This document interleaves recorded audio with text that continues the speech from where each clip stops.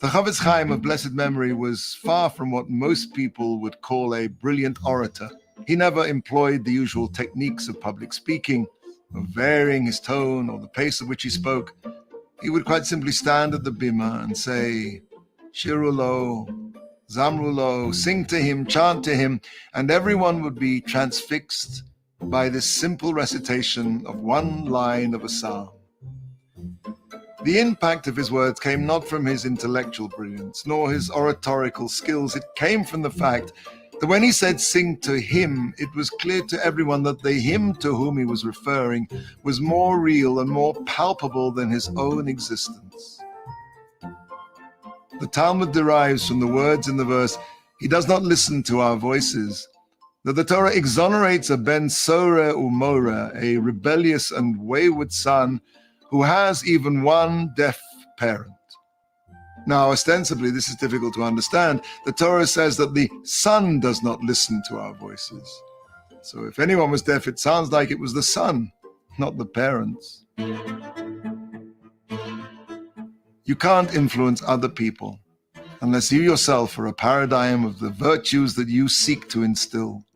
You can't rebuke, censure, or inspire unless you yourself are the very picture of the person you're exhorting your listeners to be.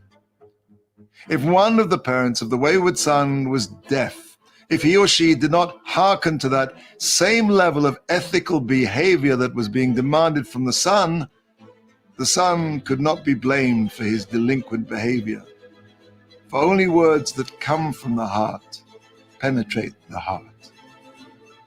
It's not what you say, it's who you are.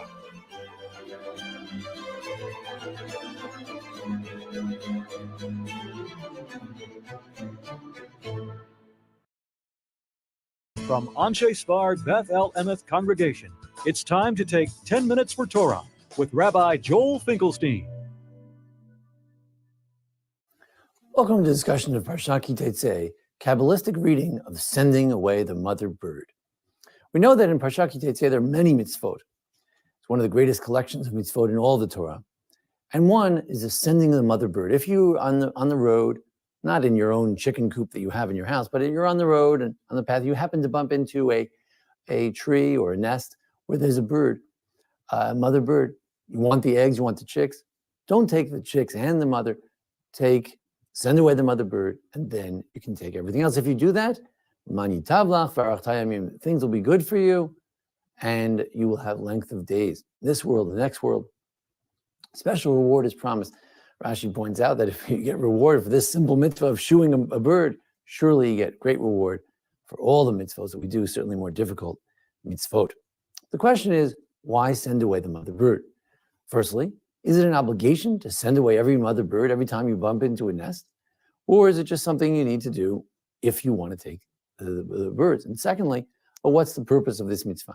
Now, first blush, it seems like this is a very compassionate mitzvah. Rather than taking mother and the child, send away the mother bird. Seems similar to not slaughtering an animal and its child in one day, seemingly a matter of mercy. Similarly, we have how can you see the goat in its mother's milk? Also a certain sensitivity to the family dynamics, even of an animal. However, Mishnah says very explicitly in Brachot that anyone who would make a prayer that says, God, just as you have mercy on the mother bird, so may you have mercy on us, implying that the reason for this mitzvah is mercy on the mother bird. We shut him up. We tell him to cease and desist from such a prayer. You cannot make such a prayer. Why not? So there are various options. One is that we're not allowed to give reasons for the mitzvot, unlike the Sefer HaChinuch and the Rambam and the Moreh Nevuchim, the Rambam in many places in the Mishnah Torah, Maimonides, who give reason for mitzvot. Perhaps this man is of the opinion, this Mishnah is of the opinion that we do not give reasons for mitzvot. The Rambam suggests that perhaps it's a minority opinion. Others say that you could give reasons for mitzvot. Second option is that there's nothing wrong with giving reasons for mitzvot, but rather that we don't know for sure. And therefore to say to God in a prayer that we know why you commanded this and therefore have mercy on us in another case, that would be presumptuous of us to assume that we know the reason for mitzvot. We can speculate the reason for mitzvot. We cannot affirm before God that this is the reason for mitzvah. And the third possibility mentioned by the Ramban is that the Mishnah, that prayer has it all wrong. The notion that we're praying, or we're saying that God has mercy on the mother bird, no. God is not as interested in the mother bird as he is in us. That by sending away a mother bird, it inculcates a certain sensitivity in us to family dynamics, to mothers, to the feelings of others. That's why we do these things. We have less of an interest in how we relate to our dog, and we have greater interest in how you relate to human beings. We want to be kind to our dog because we want to train ourselves to be sensitive to those in need, to those who need a good meal, to the bird, to be sensitive to a mother and her feelings. But then we raise the question, is it an obligation or not? Must you do this? Or is it just something that if you happen to chance upon it, you can do it? Now, many have cited the Zohar in relation to this question. The Zohar goes like this. Zohar very often sees the mitzvot as mitzvot, but also as metaphors for other things as well. He says what happens is, when you send away a mother bird, the mother bird goes off and cries and wails and chirps and sings a sad song, and so sad that the angel in charge of birds comes and says, God, this is terrible. There's a mother bird, she's been cast off, her children have been taken, and she has no place to go, and this is so sad, and she's pouring out her eyes. And God says, you're worried about the birds? What about the Jewish people? The person who sent the bird away is a Jewish person, and do you know what he's doing? The Jews have been sent off into exile. They're out of their land, they're away from their holy temple, they're away from Jerusalem, and they have no one to worry about them. They don't have an angel of birds to worry about them. And how dare you think that this is the only problem in the world? The real problem is that the Jews are homeless. The Jews are not in their land. This is the great problem which we need to address. And God takes up the cause of the Jewish people. So whenever you send away a mother bird, God takes up the cause of the Jewish people. So according to that, If you saw a nest, you would want to run over to that nest and send away the mother bird and take the eggs, so that this great cataclysmic event in heaven could go on. There is even a suggestion, I heard in the name of the 𝐤�𐤉-𐤕-𐤀, that it's actually, on the contrary, we're trying to achieve some finite, very small act of cruelty, an act that has an element of cruelty to it. Why? Why? Well, we could suggest, because we want to create this scenario with the mother bird screaming and God defending. Or, as the 𝐤�𐤉-𤤀 implies, just like we have the mitzvah later on to destroy Amalek, to remember that we cannot be soft as a Jewish people just because we are a people who are merciful and humble, and that's what we strive to be. But we also need to remember there are times we need to fight evil, defend ourselves, stand up for our own rights. Okay, but what's that to do with a bird? And therefore, we have one mitzvah of all the mitzvot, so many of which are dedicated to, perhaps all the mitzvot are really dedicated to being kind and just and righteous and sensitive to others. There needs to be one mitzvah to train the human soul. But there are times to I don't have a little bit of a harder edge, because there are times when we need to exercise that to get around in life. We don't want the best people in the world to be so soft that they're taken over by all those who are cruel. Those who are dedicated to kindness, they too have to be able to defend themselves, to stand up for themselves. And that's what the mitzvahs are. Against people who deserve it. That's why you have the idea of a rodef. There's something going on here. You're allowed to deeper, much more symbolic and metaphoric. This is not that. This is a bird. That you think you're worried about this bird that has no home, whose nest is lost, whose children are gone. What about the Jewish people? We turn to God and we say, what about the Jewish people? What about us here? I don't like it. All around the world, outside of our natural home. What about us who have no temple in Jerusalem where we can stream and flock and gather together? What about us? Hopefully, God hears the cry, not only of the mother bird, but of the Jewish people, and the tears shed by the Jewish people throughout the ages for the rebuilding of the temple, for the ingathering of the exiles. And hopefully, through this mitzvah and our own prayers, God's taking up our cause, hopefully, we return one day to our nest. Our children will be returned to their nest as well. Thank you for joining us here at the Anshe Svar Beth Le'ameth congregation for a discussion of Parshah Ki-Tetze. Join us each week for our discussion of the Parshah and various holidays. And thanks to Jason Lefkowitz, our producer. Thank you. This has been 10 Minutes for Torah with Rabbi Joel Finkelstein. To learn more, visit asb.org. I do not like that at all. That just rubs me the wrong way completely. Yeah. Okay. I mean, honestly, I feel like,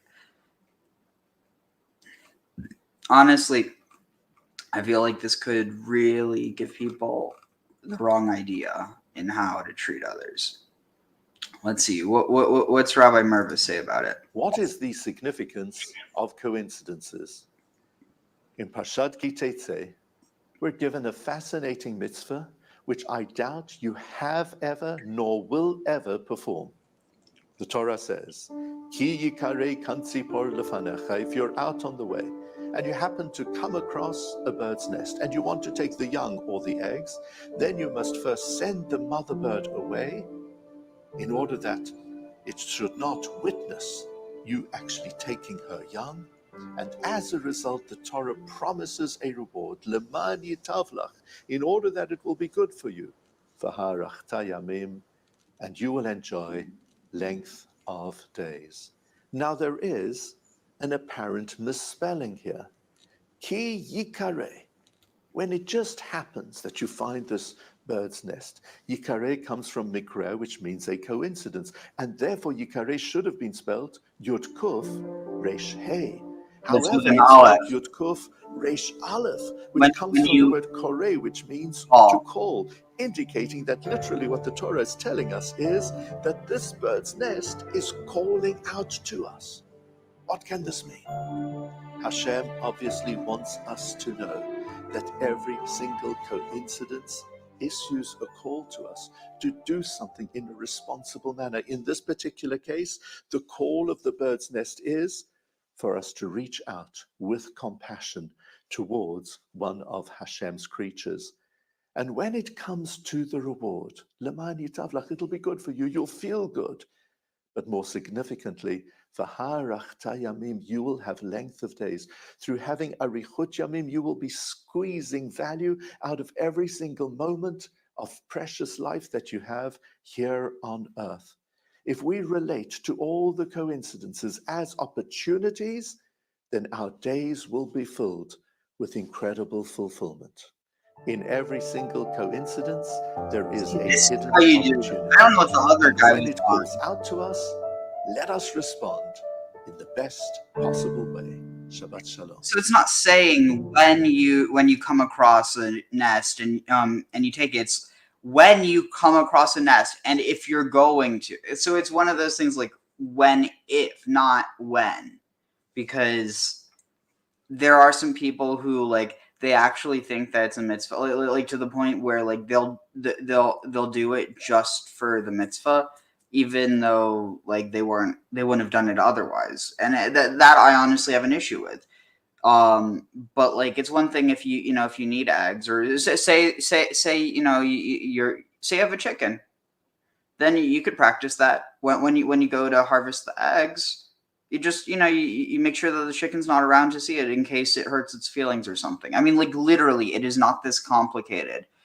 I like how Chief Rabbi Ephraim Mervis had a take on this, because I thought it was rather beautiful, personally, and not as horrific. Let's see, how is this taught to kids? I want to hear this.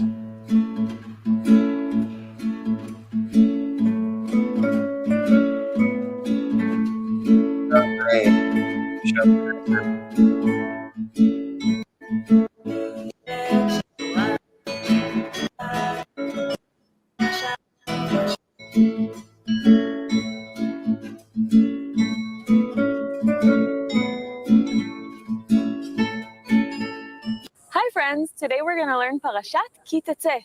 Sarah, I have to show you what I found. Do you have to show me right now? Because we were about to learn the Parsha.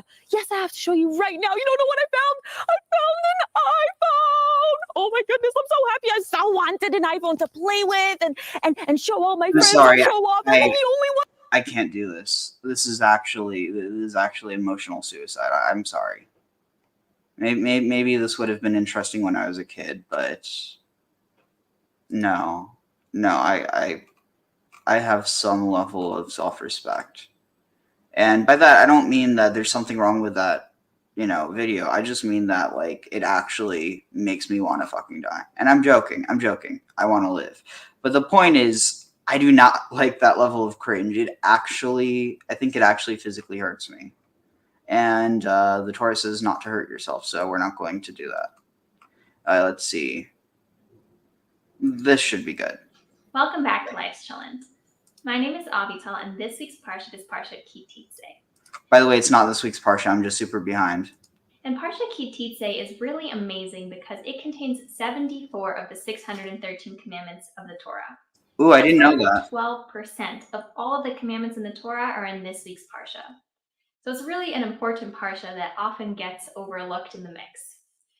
But what I thought was really interesting is that a lot of the commandments that we get in this Parsha really teach us to look beyond personal gain and to think of others, to be kind, compassionate, and not to sort of exploit people for every last dollar we can, but to look at the values and to recognize that these specific commandments often are in this Parsha relating to our fellow Jew, and the value of viewing the Jewish people as this large family and treating them as such. You wouldn't do these things to your family, so why would you do it to your fellow Jews? So I'm going to go through some of these and explain what they are. So the first one that we see in this week's Parsha is the commandment to return lost objects. It talks about if you lost your ox or your sheep, but let's just stick to generic lost objects. Somebody lost an object. Again, personal gain, if that was your only motive, would be I'm going to take that ox or sheep or object and I'm going to sell it, or I'm going to keep it for myself and I'm going to get value out of it. But the Torah says, no, we have to return it to somebody else. We can't keep it for ourselves. There's no personal gain involved. We're giving it back to somebody else because it would be a loss for them. Then we get the commandment, which is an interesting one, to build a fence around our roof so that nobody would fall from it. Again, that's an expense that's kind of costly to put a fence on your roof when it's a flat roof. Nowadays, we often have homes with these slants, and it's not really the same kind of commandment that we have. But if you got a flat roof, you have to put a barrier around it so that anybody on the roof is not going to fall over. Again, that's something that is looking out for the benefit of other people. Another commandment that we get is that Jewish women, we are not, like, think back biblical times when people would be in financial distress, they would sell their daughters into prostitution. The Torah forbids that. The Torah says that the daughters of Israel are not allowed to be prostitutes. You may be poor, but that is not an option. We don't go to that place just because we are in a difficult financial position. So that's another one where a value comes over sort of a financial situation. But kind of tying it in with that, how do we deal with Jews who are fellow brothers and sisters who are in financial distress? One is, Torah tells us that we are not allowed to charge interest to other Jews. We can lend them money, but we are not doing it for personal benefit. We're not doing it to gain. Yes, they need to pay us back, but we're not supposed to gain extra from it. When I was talking to my mother and sort of brainstorming the ideas for this parsha, she pointed out that if you're asking somebody for a loan, you're already in a bad position financially. And so then, as somebody who's supposed to be your friend, your family, a fellow Jew, to ask them to pay you extra when they're already in a tough position, that's not the value we're looking after, because again, it's not about personal benefit.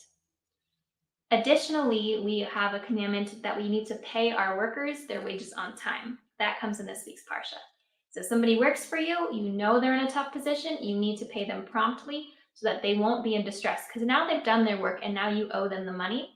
It's the morally correct thing to do to pay them on time. Following through with that as well, that we have the commandment here that for olive trees, for grapevines, for our harvest, we shouldn't take every last bit.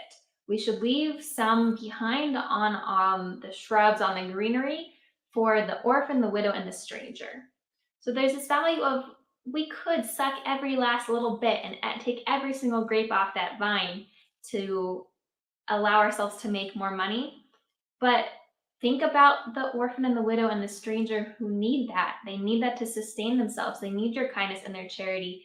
And we are obliged, we're commanded to provide it to them, not to be stingy with every last bit that we can have.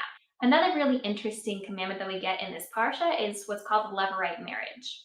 So this is a situation where we have two brothers. Let's say Aaron and Gabriel. They're both married. Gabriel dies and he leaves behind his wife, and she doesn't have any children. They didn't have any kids together. So now she's this single woman who, keep in mind, we're talking about biblical times.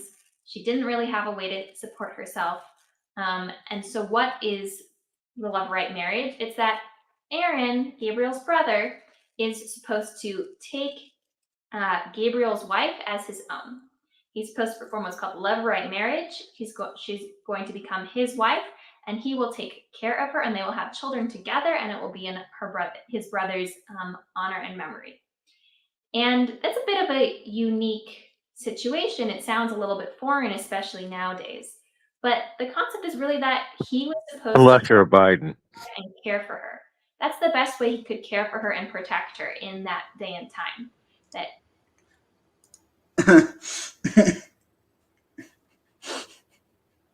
That's a good one because it's actually kind of true.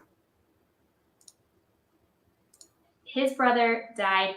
His wife is left childless with no real opportunities, and he took her in and he cared for her.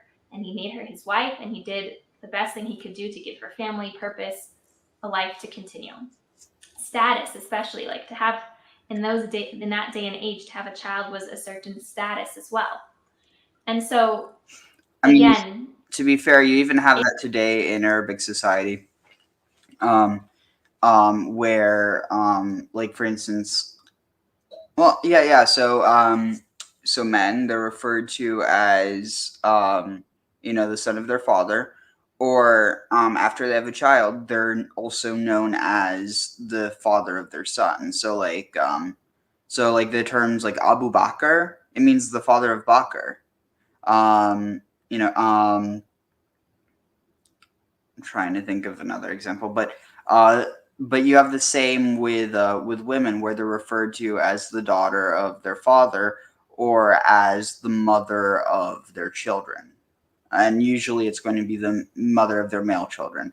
So almost always and this is an interesting thing, regardless of whether it's men or women, both genders are linked in this way. At least they're centered around male figures, and it's something that probably, you go back further into antiquity and it's a bit more even, where it has to do with like renown. But I think after you have the age of patriarchy, it probably starts to shift more towards being focused solely around men as like, as like the focus of lineage, at least in Arabia and in parts of the Levant. But I haven't done enough research into part of the issue is there is so little evidence of what came before that. But any thoughts? Yeah, I was going to say a lot of that has to do with what's preserved genetically, and in the female line, it's the mitochondrial DNA, as opposed to the Y DNA, which requires much more sequence. So to a large extent, any woman, who has the same mitochondrial DNA is basically rather equivalent from a, larger societal sense. I just see that as being a difference between the two, as to why the interchangeability of the women, because the X chromosome isn't preserved, is why the individual women don't stand out as much in history. That's my thought. Hank.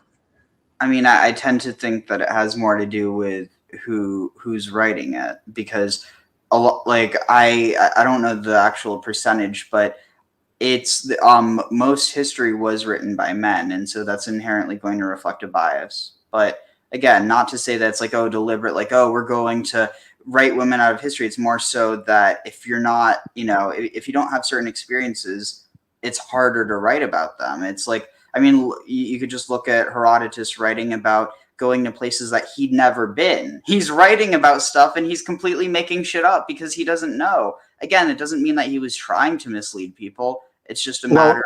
Yeah. Yeah, I was going to say part of the issue there is I've said for the longest time the women's tradition was oral and unwritten. So to sit there and say just because the men have a written tradition, there wasn't a women's tradition, I think that's grossly unfair and just is not a good read of this reality. I'm referring to written history, what we have records of. Well, if we're talking about the ancient society, we can talk about the written history, or we can talk about how the ancient society actually functioned. Because if you're not going to sit there and give a nod to the unwritten history, then you can't talk about how the society actually functioned.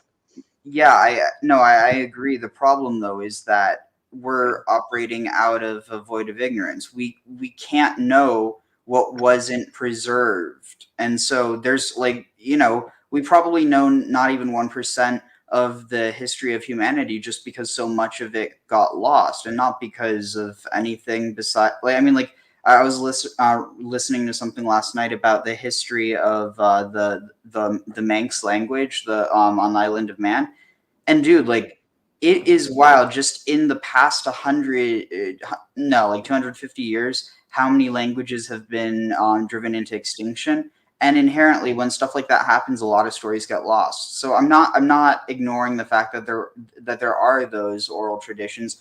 I just think that there's a lot of them that didn't end up getting preserved, in the same way that there's a lot of written history that didn't get preserved because it was destroyed. Well, the thing with the oral tradition, it's not that it didn't get preserved by accident or anything. It was intentionally not preserved. That was a feature, not a bug, sort of like secret societies. You know, people who sit there and complain that we don't have evidence of secret societies. Well, that was sort of the point of the secret societies, was that they didn't leave any evidence. Well, So, but a lot of oral traditions end up surviving to a point and then eventually get written down. What I'm saying is a lot of those traditions were either wiped out or transformed by other traditions. So like, what I mean by preserved, I don't mean preserved as in written down. I mean preserved as in we have evidence of them to this day. well, on a lot of them, we have evidence from the archaeological record for certain things as well. Like Yeah. Schliemann with Troy. You know, But- you had Homer's work, but then he went and found archaeology. Yeah, but it's also important to note that Schliemann did a lot of bad reconstruction. A lot of it was his own type of myth making. So there is the issue that we're looking back and we're imposing our own biases onto the past, or saying, okay, well, we have our biases, so we're going to look at this without biases. But inherently, it's almost like you're operating off of a paradigm that, you know, is going to be divorced from an ancient context, even if we're trying to recreate it. So it's like the best that we can have is reconstructions. But I think there's, you know, obviously a difference between I mean, like, for instance, you could just look at the Talmud. The Talmud was an oral tradition, and eventually it got written down. Like, it got preserved. But like, there's plenty of, I mean, like, I think what else? The Vedas, I'm pretty sure, started out as oral tradition and eventually were written down. And I think that it's not necessarily that these traditions were deliberately not preserved, so much as that they were preserved in a way that didn't require, you know, the same level of like institutional power, or but what I think is different though is that a lot of these traditions, they were deliberately wiped out by other groups because they were seen as a threat. And so it's not so much that they were kept hidden purely, you know, because the knowledge was supposed to be hidden, but in a lot of cases it was because they were trying to hide from persecution, or in other cases because they were wiped out because of persecution. Yeah, I was going to say, I need to see that neglect doesn't satisfy the loss rather than persecution. A lot of traditions get abandoned simply because people don't keep it up.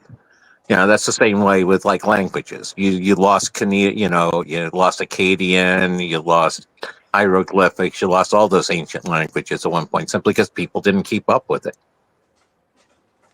Yeah.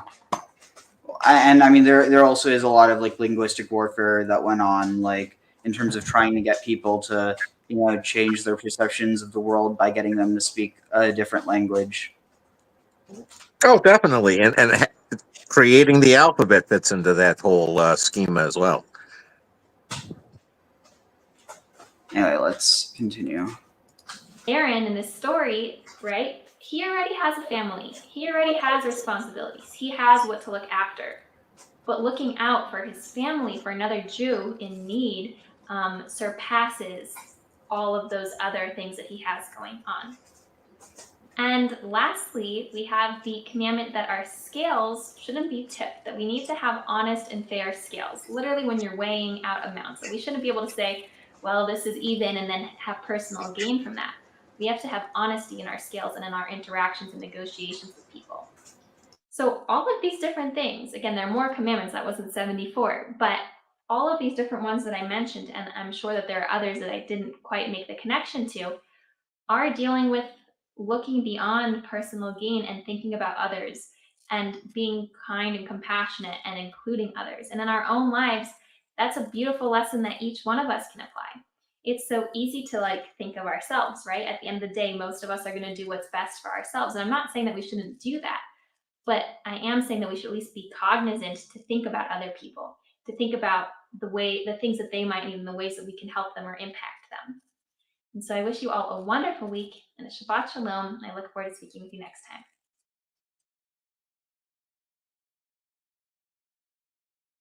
By any standards, it's a strange, almost incomprehensible law. Here it is in the form it appears in this week's Parsha. Zachor, remember what the Amalekites did to you along the way when you came out of Egypt, when you were weary and worn out. They met you on your journey and attacked all who were lagging behind. They had no fear of God. When the Lord your God gives you rest from all the enemies around you in the land he's giving you to possess as an inheritance, you shall blot out the name of Amalek from under heaven. Don't forget. Now just consider, the Israelites had two enemies in the days of Moses, the Egyptians and the Amalekites. The Egyptians enslaved the Israelites. They turned them into a forced labor colony. They oppressed them. Pharaoh commanded them to drown every male Israelite child. It was attempted genocide. Yet about the Egyptians, Moses commanded, Lo tada'ev Mitzri, do not despise an Egyptian, because you are strangers in his land. Now the Amalekites did no more than attack the Israelites once, an attack they successfully repelled. Yet Moses commands, remember, don't forget, blot out the name.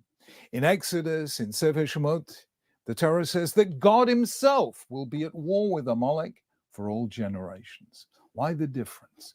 Why did Moses tell the Israelites, in effect, to forgive the Egyptians, but not the Amalekites? The answer, I think, is to be found as a corollary of the famous teaching in Pirkei Avot, Kol ahava hatluya badavar. Whenever love depends on a cause, and the cause disappears, the love disappears also. But if love doesn't depend on a cause, then the love will never pass away. What's an example of love which depended on a cause? That of Amnon for Tamar. And an example of the love that didn't depend on a cause, that was the love of David and Jonathan. When love is conditional, it lasts as long as are we just going to address that for a second? The example of unconditional love is David and Jonathan. I mean, I know there's some people who say, oh, it's just a friendship, but Well, they didn't have a lot of limits on their love from what I've heard.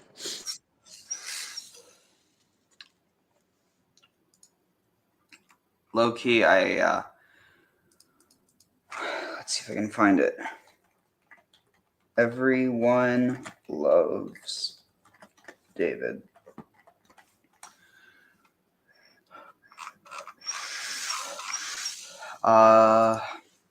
Jews. Well, what's not to love about David? He gets around a lot.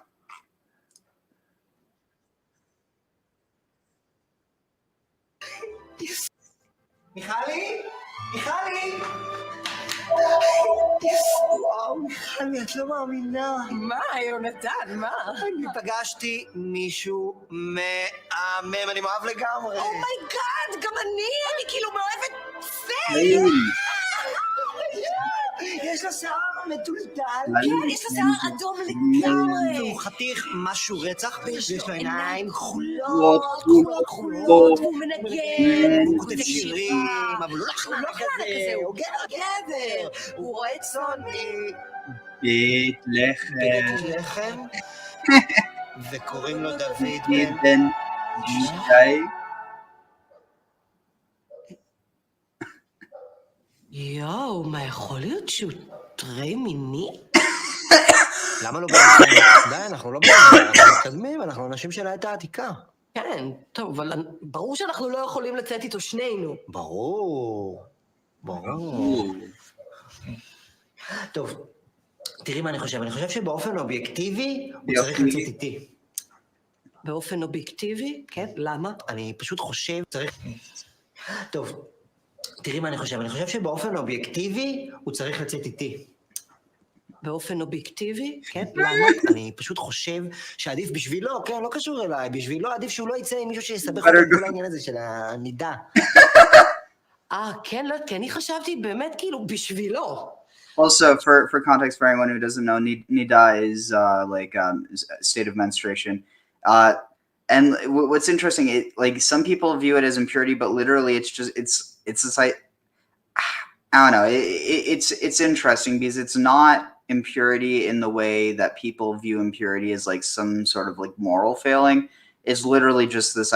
it has to do with the same taboo that exists around around like basically the same taboo that exists around blood that isn't like sacrificial blood in temples. And so really what it was, it got expanded to just more generality, but originally it was more so just that like there was this period that you weren't allowed to go to the temple after but it's honestly it's interesting because even though I kind of like I view it as a bit antiquated, to be completely honest, I do think that there is a place that it comes from that it's not purely misogynistic in the way that most people today would probably see it. But it's also one of the reasons why like I kind of think that, it's like if someone chooses to, adhere to that, then that's totally up to them. But I feel like it's weird as something that's expected of people. שעדיף שהוא לא יצא עם מישהו שיחזיק אותו עם מוות. I just wanted to register I can't weigh in on what's viewed as misogynistic by people these days because it makes no sense to me. They can't give me an objective definition that's functional for me. So, tag. Anyway, let's just move on because I need to be done in an hour and 45 minutes. בסדר, יודעת מה? אוקיי, תצאי איתו, מה אני יודע? אולי יש לו משיכה לשמנות. תצא איתו אתה, כי אחרי הכל אולי לשכב עם קוף לא ירגיש לו כזה שונה. זה במה? קיצור! כן? כן! נוח התקשר, מותק, הוא ביקש שתחזרי לתיבה. באמת, התקשרו בתחרות מלכת יופי, מסתבר שהפסדת על הפילגש בגבעה. כן?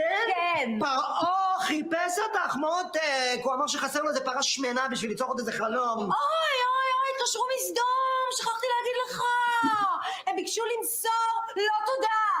כן? כן. אם אני כזה מכוער, אז איך יכול להיות שאתמול אמר לי שאני דומה לצבי? כי הוא פשוט רוצה שתוריד ממנו את הפרסות שלך, הוא רוצה אותי. Oh, I totally missed these comments. Also back then it was difficult to be sanitary, so I'm sure that contributed to the rules. It was difficult to be clean. Hey all. Yeah, honestly, I didn't even think about it from that perspective.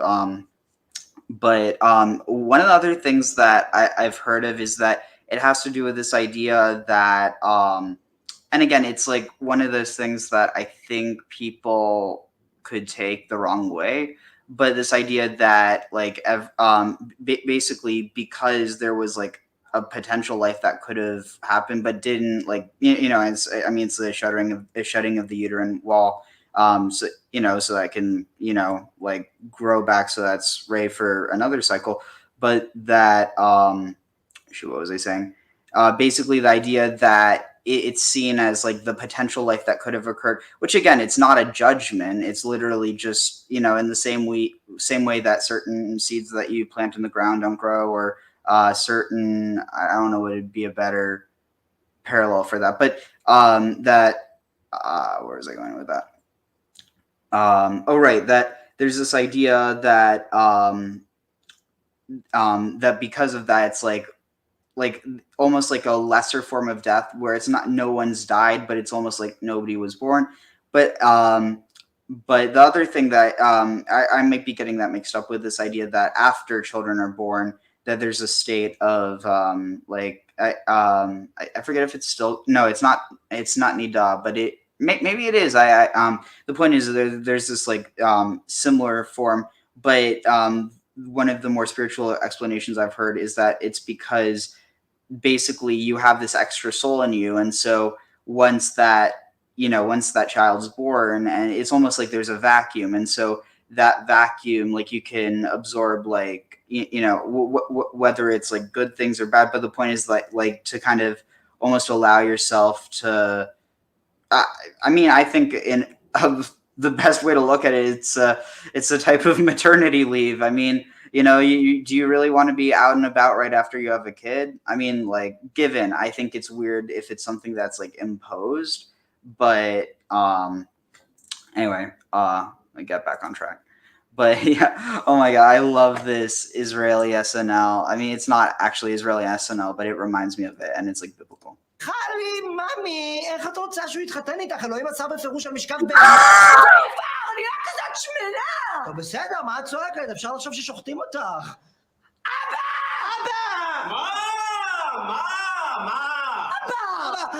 אבא, אנחנו לא יכולים להחליט. על מה? שנינו פגשנו בחור מהמם. אומייגאד, גם אני! אז יש לו שיער מטולטל אדום, הוא חתיך, הוא חוטף שירה. לכי לחדר. לך לקרב. מה קשור קרב עכשיו? אל תענה לי.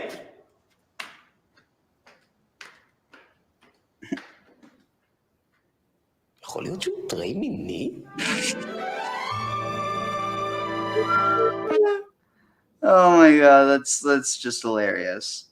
But wait, where is the video? Oh right, okay, Jonathan. No longer.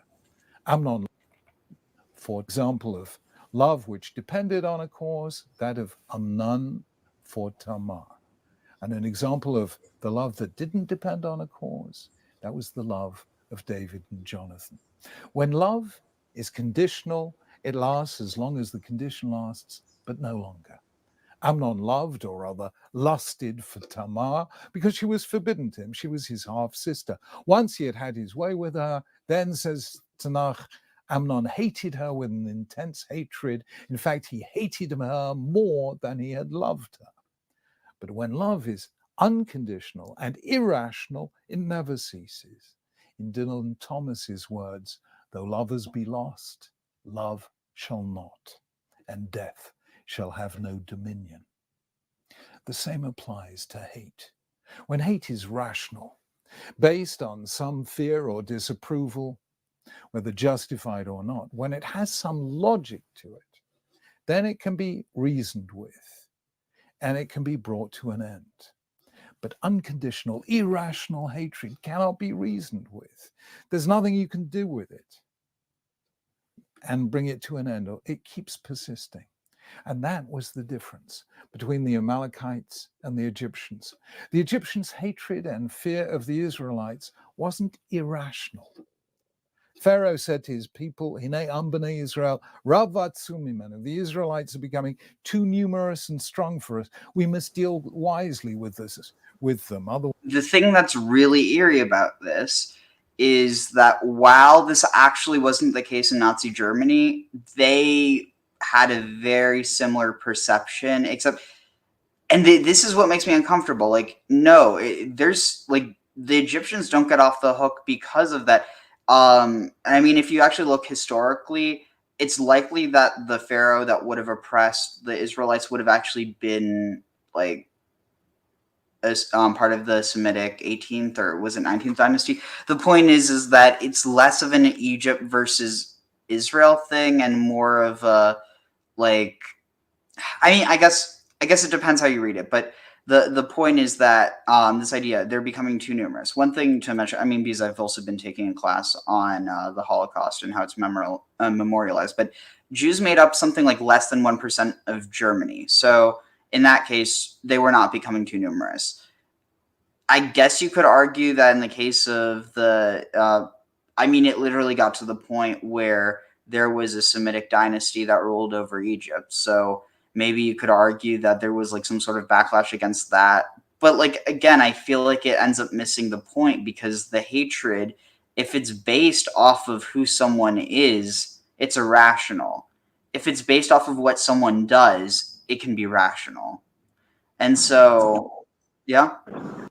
One of the issues that basically my reading of the whole anti-Semitism with Nazi Germany is, I don't see a lot of originally hatred for the typical Jewish people so much as the international Jewish bankers who weren't actually German. And it's sort of like over time, and as pressure went on, it ended up all rolling downhill onto the common people. But originally, I see it more started out as a legitimate beef, more of what he's talking about. It was factually and logically based, but that can always get distorted later on. It wasn't. The Germans blamed Jews. The whole stabbed in the back myth. They said that Jews didn't help out in the war effort, or that they somehow were responsible for losing the war. When census actually showed that that Jews participated at the same levels as non-Jewish Germans. Like they're a lot of Okay. Did they address how the international Jewish bankers called in issue, did this financial rigmarole and called in debts, which is basically why the Germans lost World War One? It wasn't. It was also based off of German spending in World War One. But the loans getting called in is why the war effort came to an end. I'm just saying, I'm just wondering how much both sides of the arguments fared, or whether it's a class that's basically, it has its position and is teaching its position, and to the exception of anything else. Well, I mean, it was literally to the point that the Nazis were trying to kill every last Jew, even to the detriment of their own war effort. So that sounds pretty irrational. Do we know what documents and such do we have that says that for a fact? I accept that's the narrative that's been spun over the last 60 years or so. But what's the paper trail that verifies that? Like I said, we don't have a paper trail that says Hitler knew a thing about the Holocaust. But again, that doesn't mean that he didn't. Right, just like we're back to the women's tradition and secret societies again. Either way, I really don't want to get off track. I have very limited time today. Okay. They may increase so much that if there's war. Go ahead. Or they'll join our enemies and fight against us, driving us from the land. The Egyptians feared the Israelites because they were numerous, because they were strong, because they constituted a potential threat.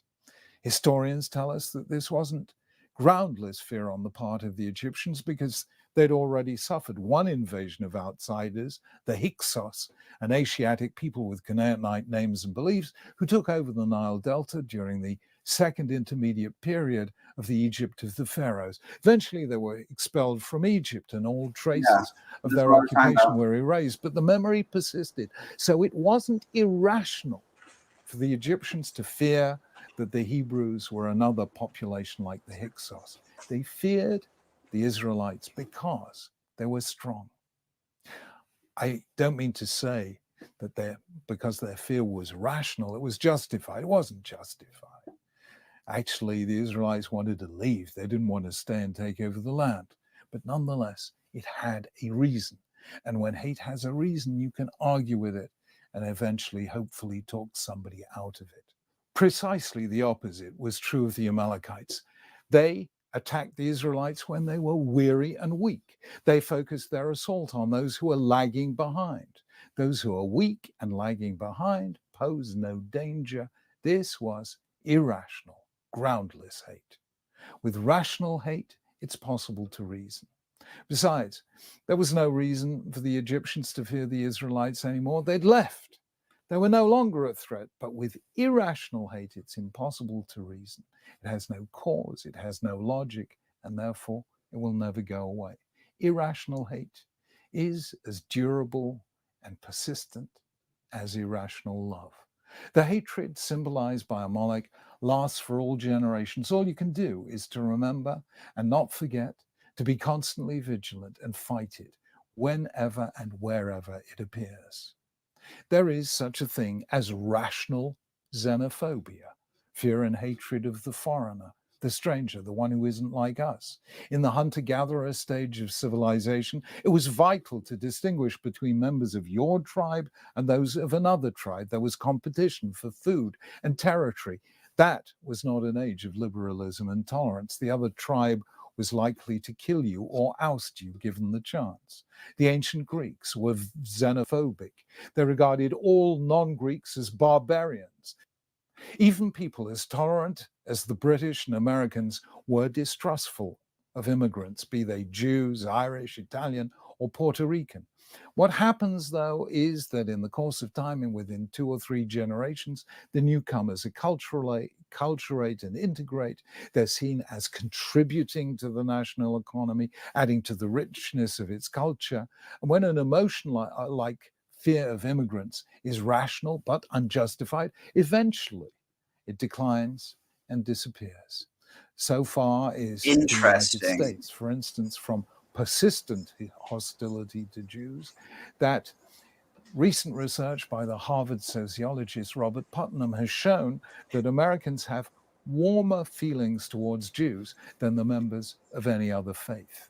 Anti-Semitism, did you just say however, Americans? is different from xenophobia. Than other Americans have research by the Harvard sociologist Robert Putnam has shown that Americans have warmer feelings towards Jews than the members of any other faith. Oh, Anti-Semitism, maybe towards however, is Judaism different are members from who are xenophobia. okay. It's the paradigm case of irrational hatred. In the Middle Ages, Jews were accused of poisoning wells, spreading the plague, and in one of the most absurd claims ever, the blood libel, they were suspected of killing Christian children to use their blood to make matzahs for Pesach. This is palpably impossible, but that did not stop people believing it. It was irrational. The European Enlightenment, with its worship of science and reason, was supposed to end all such hatred. Instead, it gave rise to a new version of it, racial anti-Semitism. In the 19th century, Jews were hated because they were rich and because they were poor, because they were capitalists and because they were communists, because they were exclusive and kept to themselves, and because they infiltrated everywhere, because they were believers in an ancient superstitious faith, or because they were rootless cosmopolitans who had no faith in anything. Anti-Semitism was the supreme irrationality of the Age of Reason. It gave rise to a new myth, the Protocols of the Elders of Zion, a literary forgery produced by members of the Tsarist Russian secret police towards the end of the 19th century. And not only that, but it's really eerie. Christina, you'd probably find this interesting. So and it's spurious because there's very little paper trail in this regard, but there is some. But basically, Yuliana Glinka, she was the daughter of the Russian imperial ambassador to Brazil, and she learned a bit. What was it? She learned candomblé, I think. Like she learned some Brazilian spirituality there, and she brought it back to Russia. And she got involved with Helena Blavatsky, who founded the Theosophical Society, and who also is the one who really popularized this idea of the Aryan race as this, like, you know, enlightened, just like basically a lot of the idea. She made Nazism able to happen a lot easier, if that makes any sense. And then she herself, she also had ties to the Russian imperial government, but that Glinka probably collaborated with the Okhrana, the Tsar's secret police, in order to create this forgery.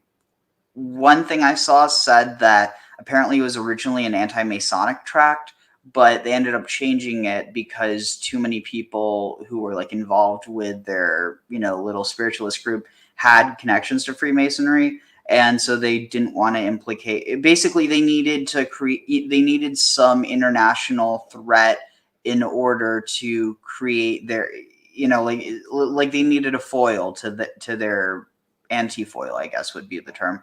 I don't know.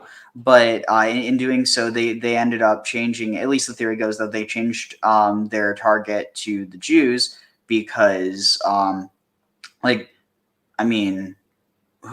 if you're thinking of groups or people that span the world, that's pretty, unless you want to say Christians, but the problem is most of them were Christians or had some sort of connection to Christianity as well.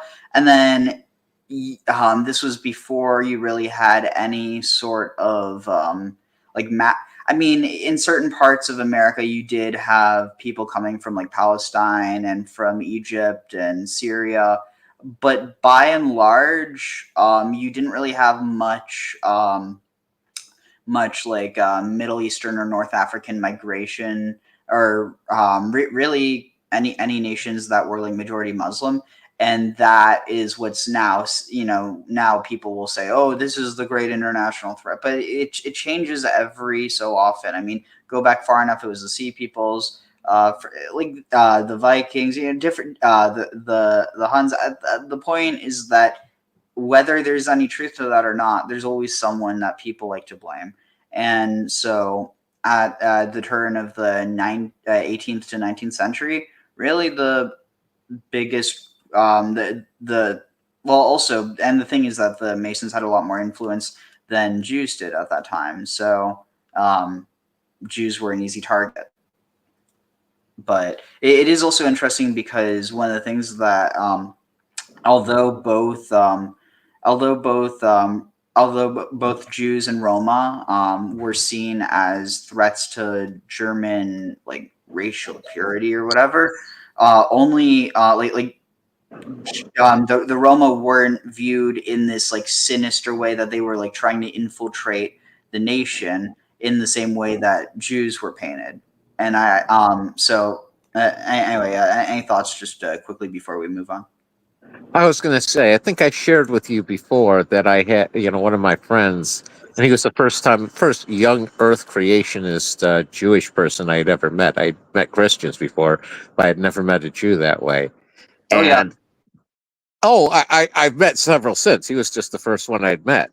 And he sat there and swore up and down by the protocols of the Elder in Zion, that those were absolutely 100% true, and proud about how the Jews had been, a secret threat of Jews had been manipulating countries for all this time. And I'm like talking to him, was like, what the hell are you talking about?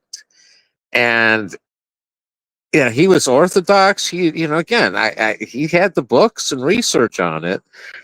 Again, I'm not going to dismiss him out of hand, which is why it's 100% the forgery, like you talked about.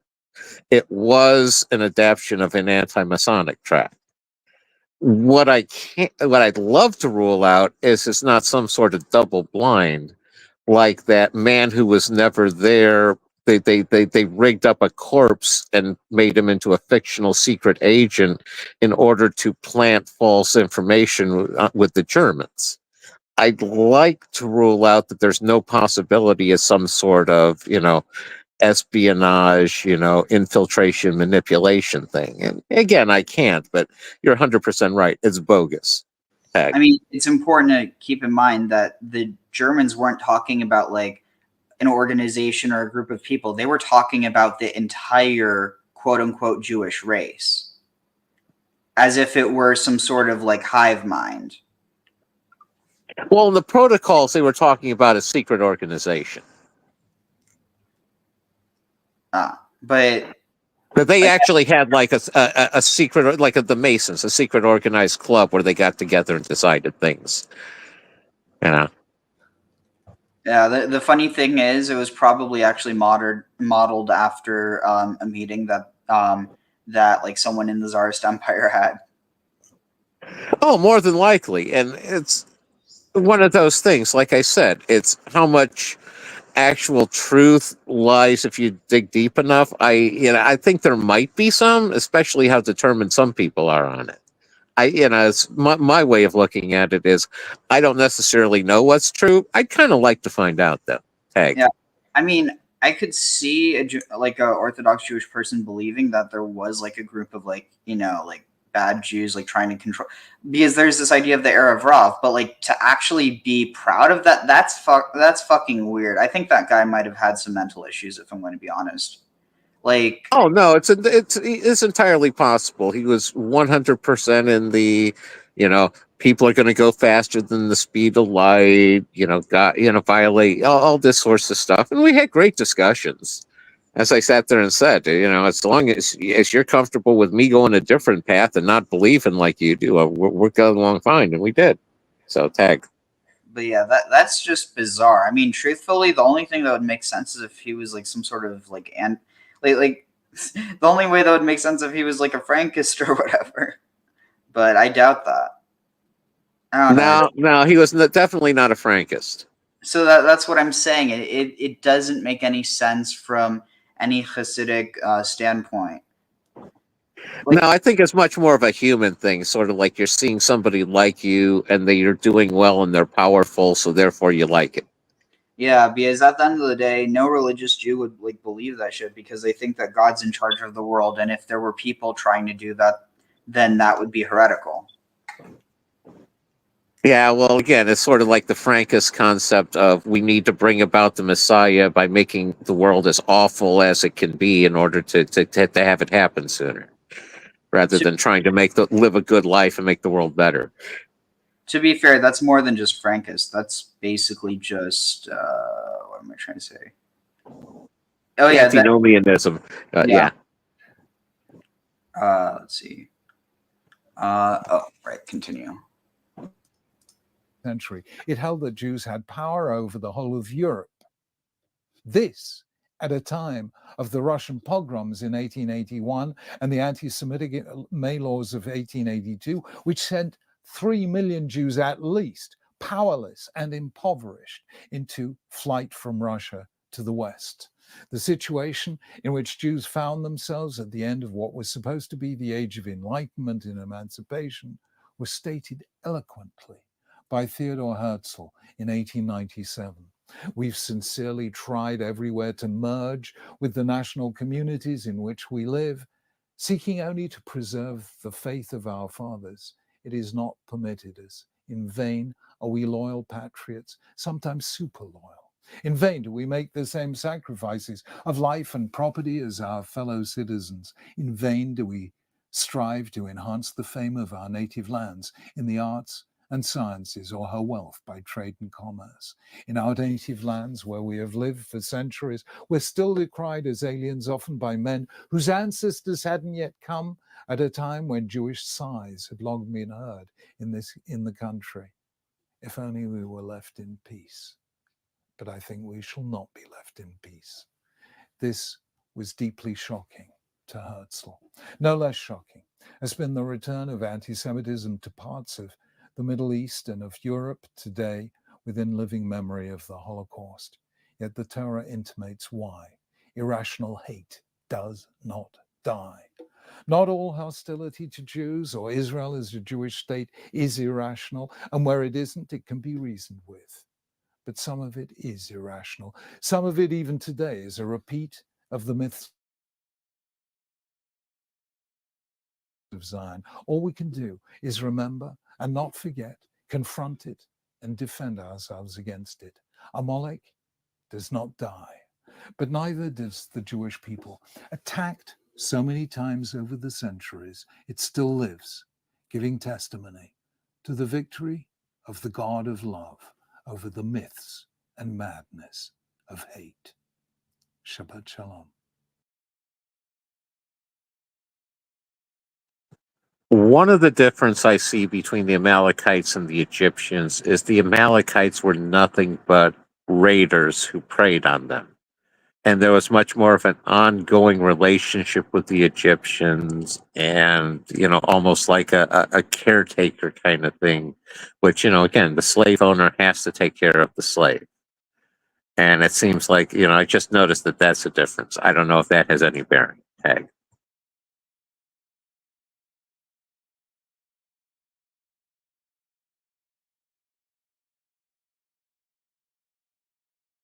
The Parsha, the Torah portion, is called Ki-Teitzei, when you will go out.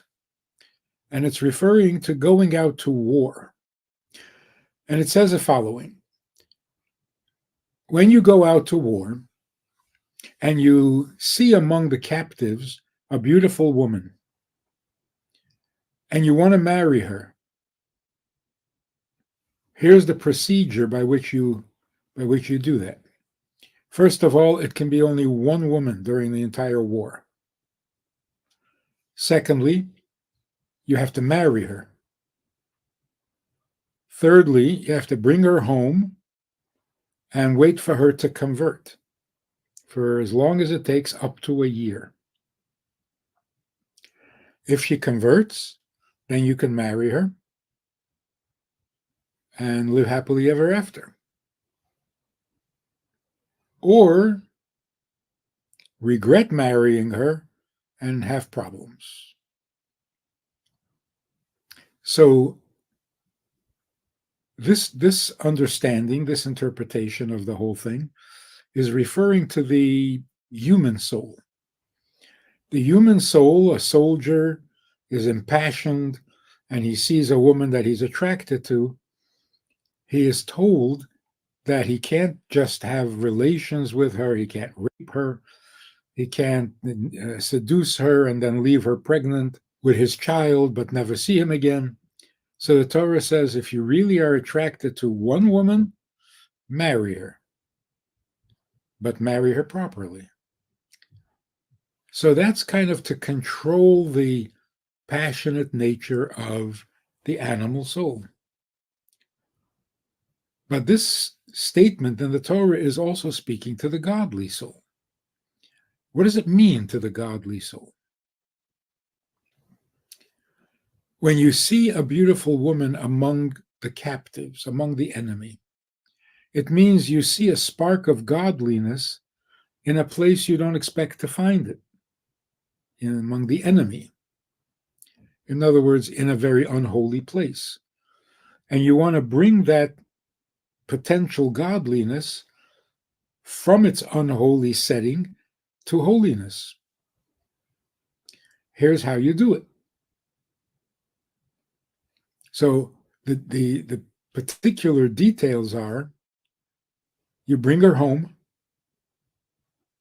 you cut her hair off, and you allow her to grieve her mother and father, cry over her mother and father for an entire month.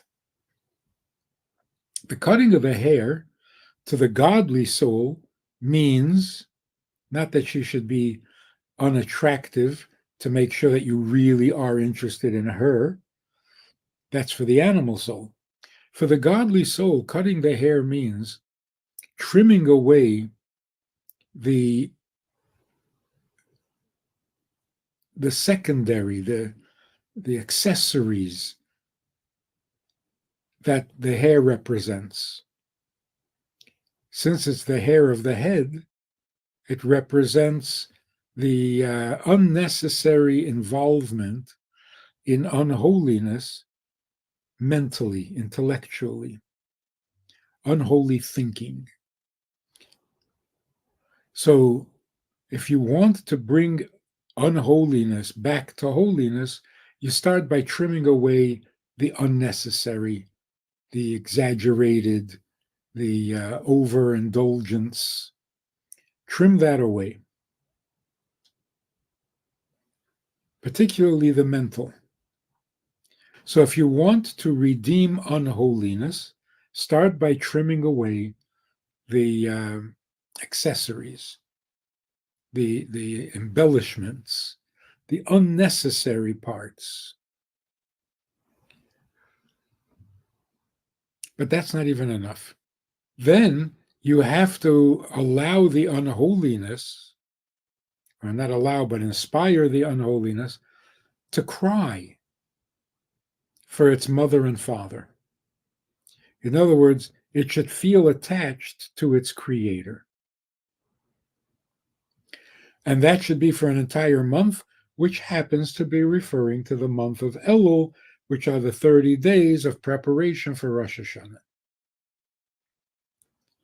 So we read this Torah portion a few weeks before Rosh Hashanah in preparation. So how do we get ready for Rosh Hashanah?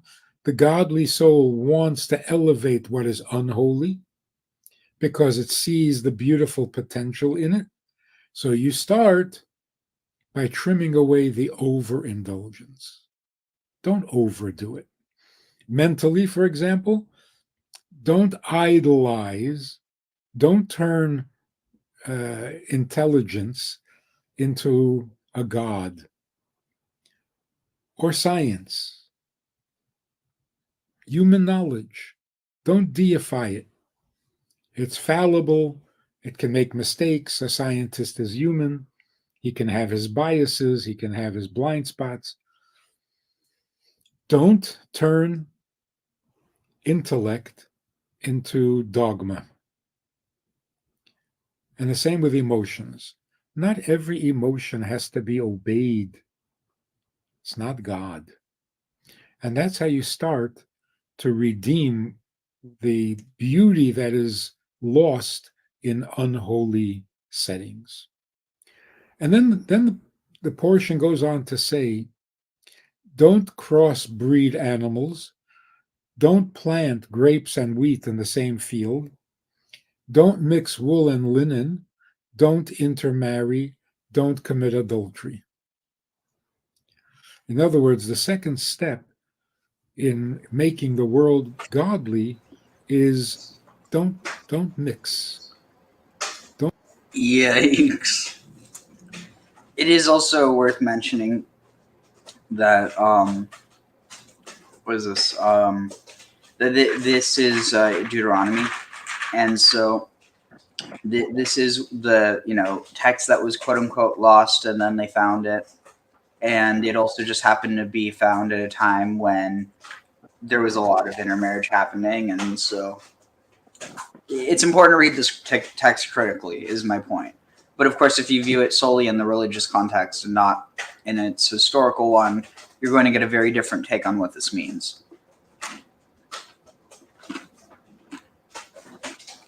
No, definitely. I was going to say they just happened to find it.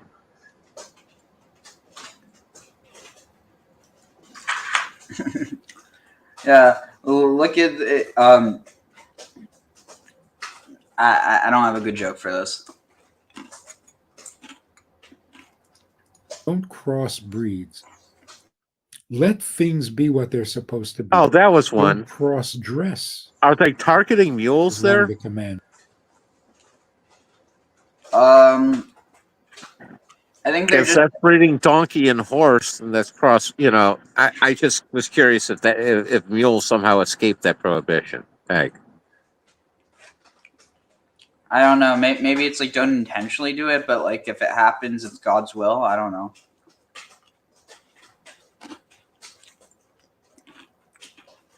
Just a thought. So much for the mule breeders out there. You have to do it intentionally. Oh no! They just have a bunch of donkeys and horses together in a pen, and it happens. Maybe it's not as efficient, but hey, we got to keep Torah. Funny. Oh wait, maybe there's an issue with even trying. Yeah, there'd probably be a halakhic issue with even just having them in the same area because there's that potential. Then I wonder. I'm actually going to probably I'll look that up sometime.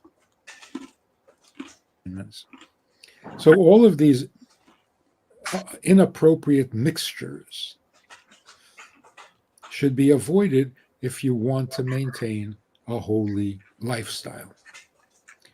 Very relevant to our times, isn't it? So that is the portion of the week. When you go out to war over your enemy, when you want to elevate the unholy, and you see the beauty potential in it, trim away the fat, the unnecessary, the overindulgence, and you're on your way to redeeming the potential that is in evil, in unholiness. If you enjoyed this conversation topic, But to be honest, and you're looking for more I'm information, very uncomfortable with the or you want concept. to hear it again from another angle, there's a way to do that. And that is, let's see, in this book. It's all there.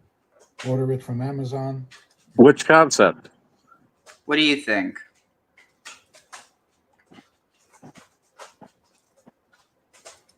I'm not sure. The mules?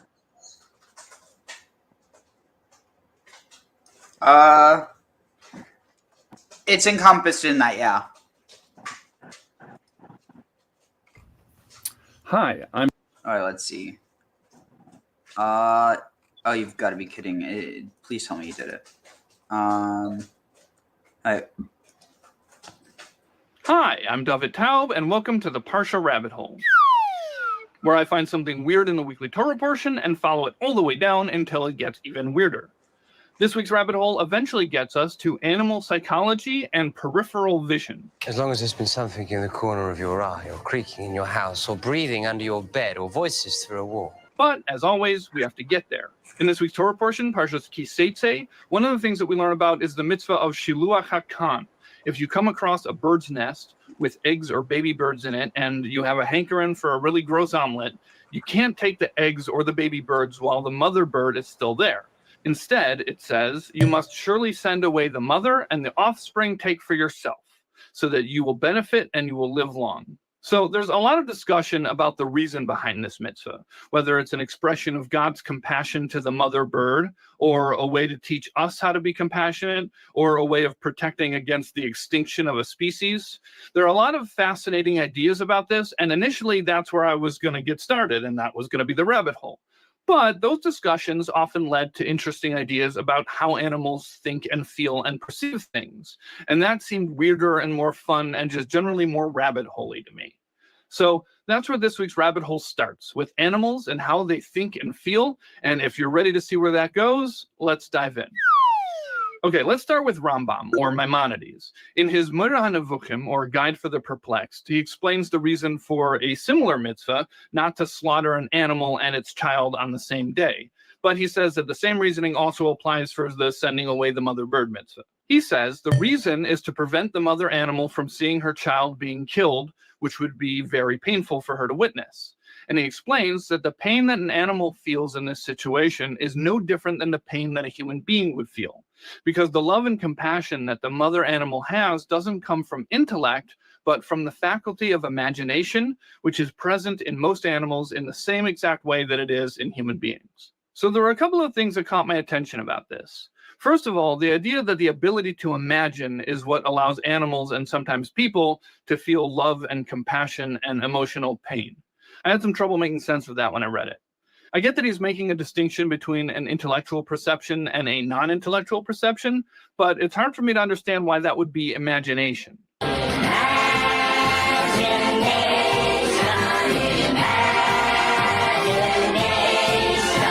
But the phrase that I'm translating as imagination is koyach hamedame, which comes from a root which every time I've seen it means to resemble or appear as. So it made sense to me that this phrase means imagination, and that's the way that I saw it translated in multiple translations. But there's another definition that I wasn't so familiar with, which is that it means irrational or illogical, in which case it could be saying that this love and compassion and emotional pain doesn't come from the faculty of intellect, but from some sort of completely non-intellectual, irrational thing, which I think could mean instinct, which honestly would make more sense. But there's another twist. The Guide for the Perplexed wasn't actually originally written in Hebrew. It was written in Judeo-Arabic. So koyach hamedame is actually already a translation of a Judeo-Arabic word. Specifically, it's Ibn Tibbon's translation, which as far as I know is the most popular and widely used Hebrew translation of Moreh HaNevuchim, the Guide for the Perplexed. But there's another translation by Al-Kharizi, which translates this mystery faculty as koyach hamachshava, which means the faculty of thought, which makes me think that it doesn't mean instinct.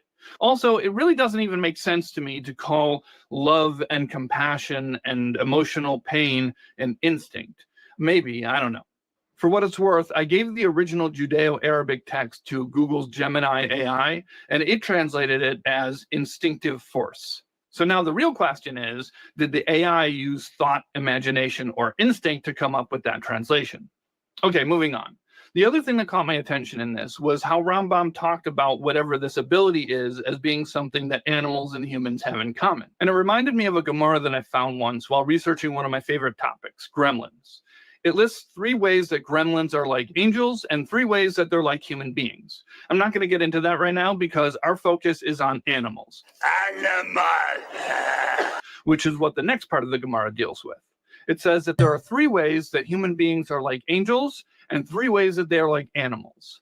The 3 ways that people are like angels is that they have intelligence like angels, they walk upright like angels, and they speak in Hebrew like angels. And the 3 ways that humans are like animals is that they eat and drink like animals, they reproduce like animals, and they emit excrement like animals. Okay, so the ways in which humans are like animals are pretty straightforward to me. But the ways in which humans are like angels, I felt like that could use some explanation, but it wasn't easy to find. First of all, there wasn't any commentary at all on the statement that humans have intelligence like angels. But there's a midrash with a very similar list, and the Eitz Yosef explains this idea in his commentary on that midrash. He says that this is referring to a true intellectual recognition of one's creator through observation of the world, as opposed to an animal which only uses its cleverness to figure out how to get what it needs. The other thing that jumped out at me on this list was the speaking Hebrew thing, because not all people speak Hebrew. Bart, I am not going to learn ancient Hebrew. The Maharsha points that out, and he explains that it only says specifically Hebrew here because that's the language that the angels speak. Going to learn ancient. Because not all people speak Hebrew.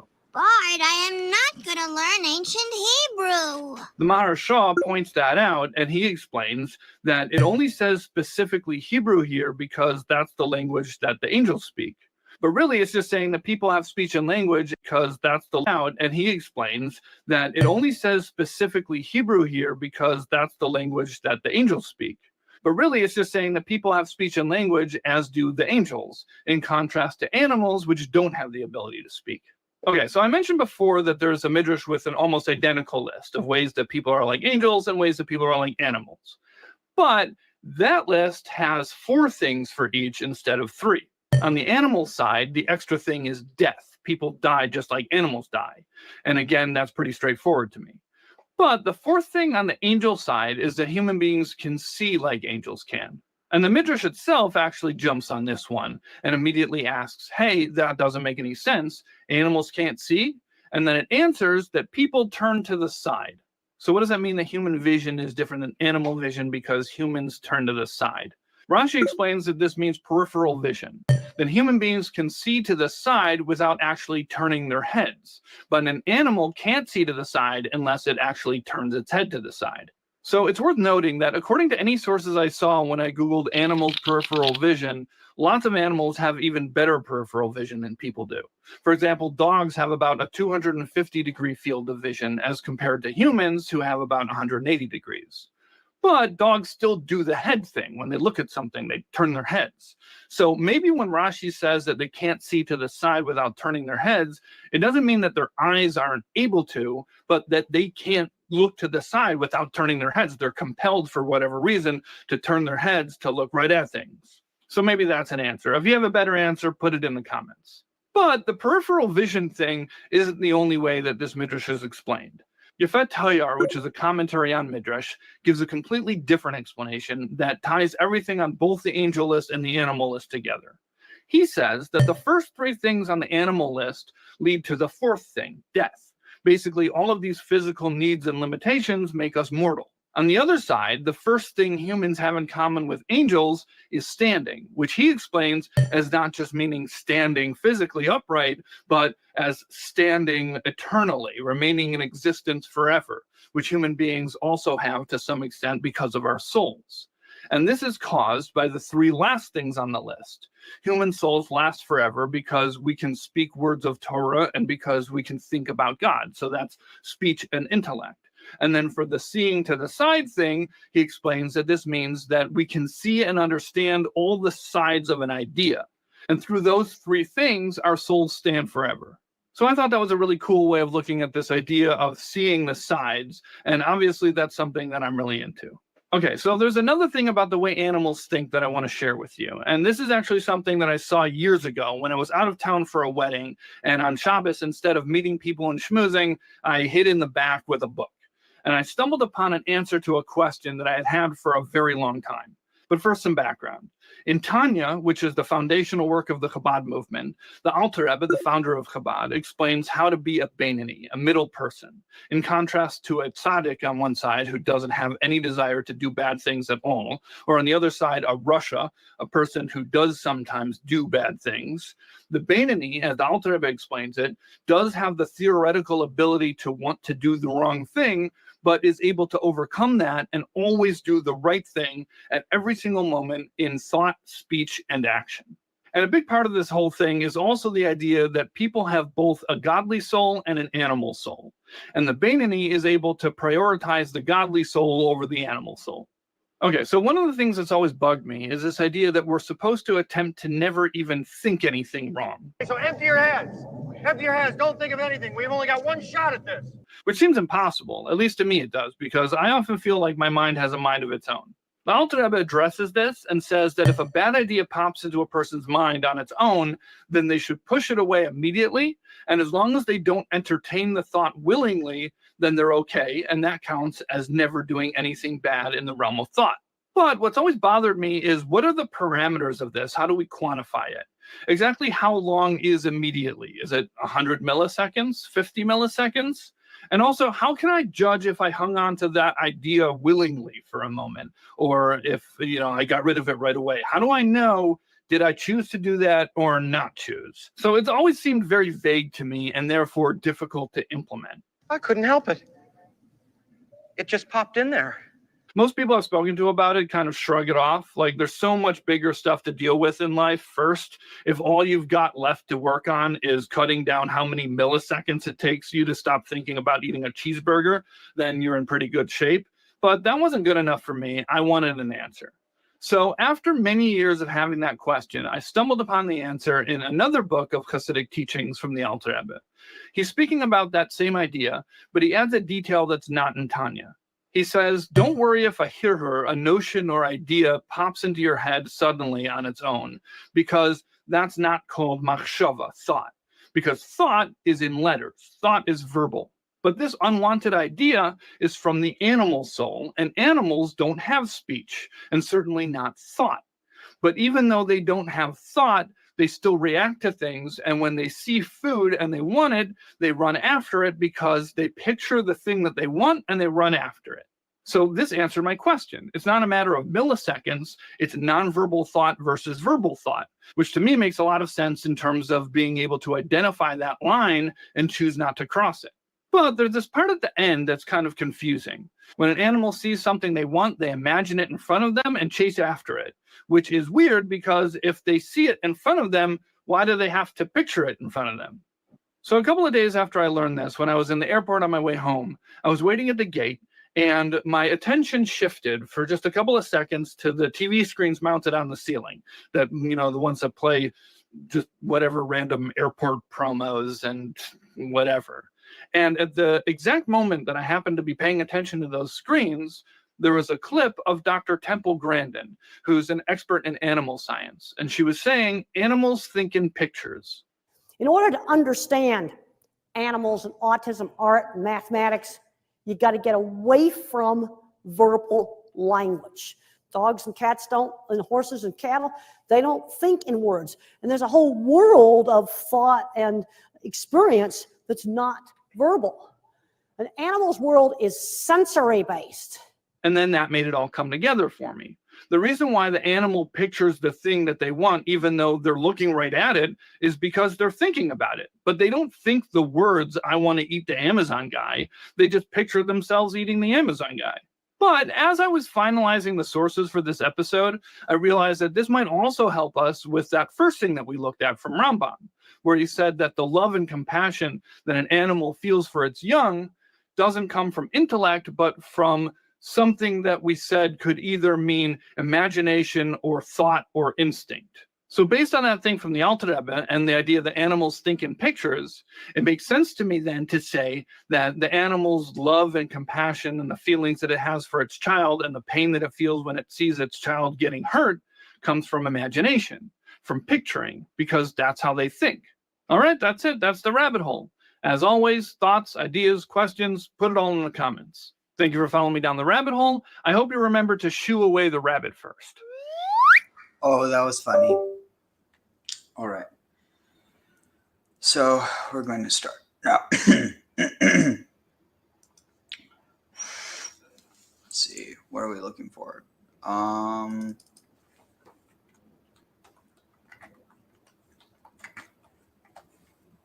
Here.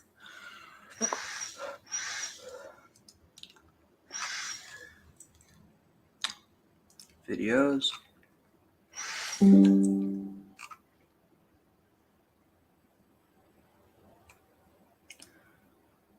כי-תצא למלחמה. All right.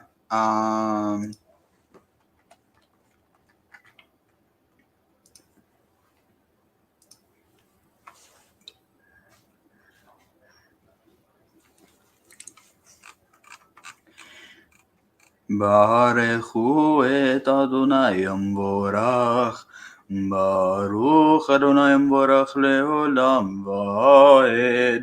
ברוך אתה אדוני אלוהינו מלך העולם, אשר בחר בנו מכל העמים, ונתן לנו את תורתו.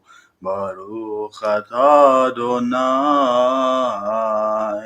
נותן התורה.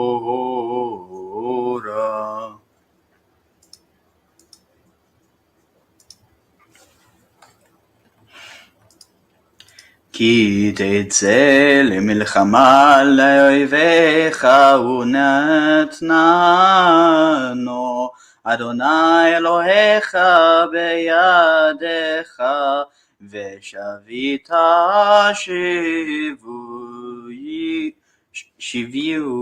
שביו, וראית בשביה אשת יפת תואר, וחשקת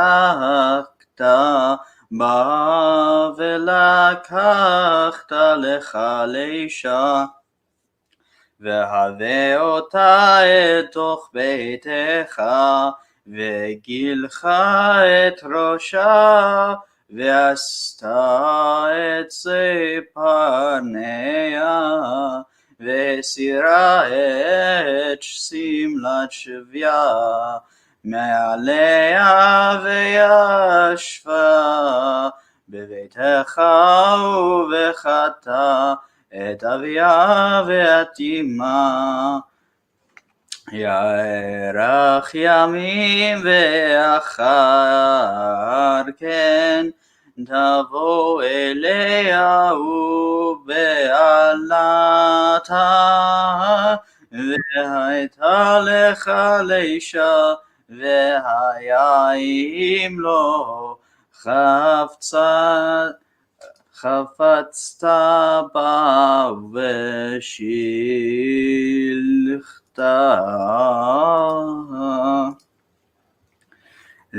לנפשה, ומאחור לא תמכרנה, בכסף לא תתעמר, בתחת אשר עינית.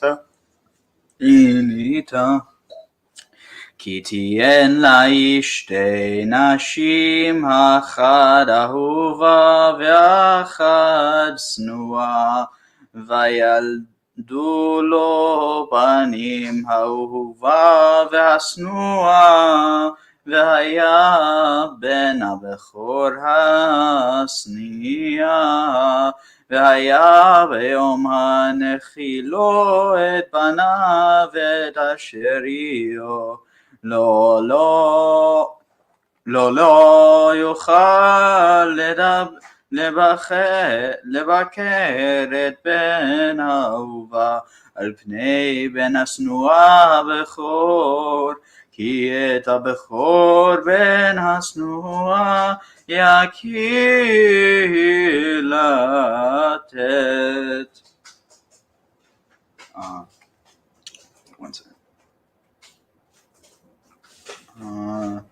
One on. Like.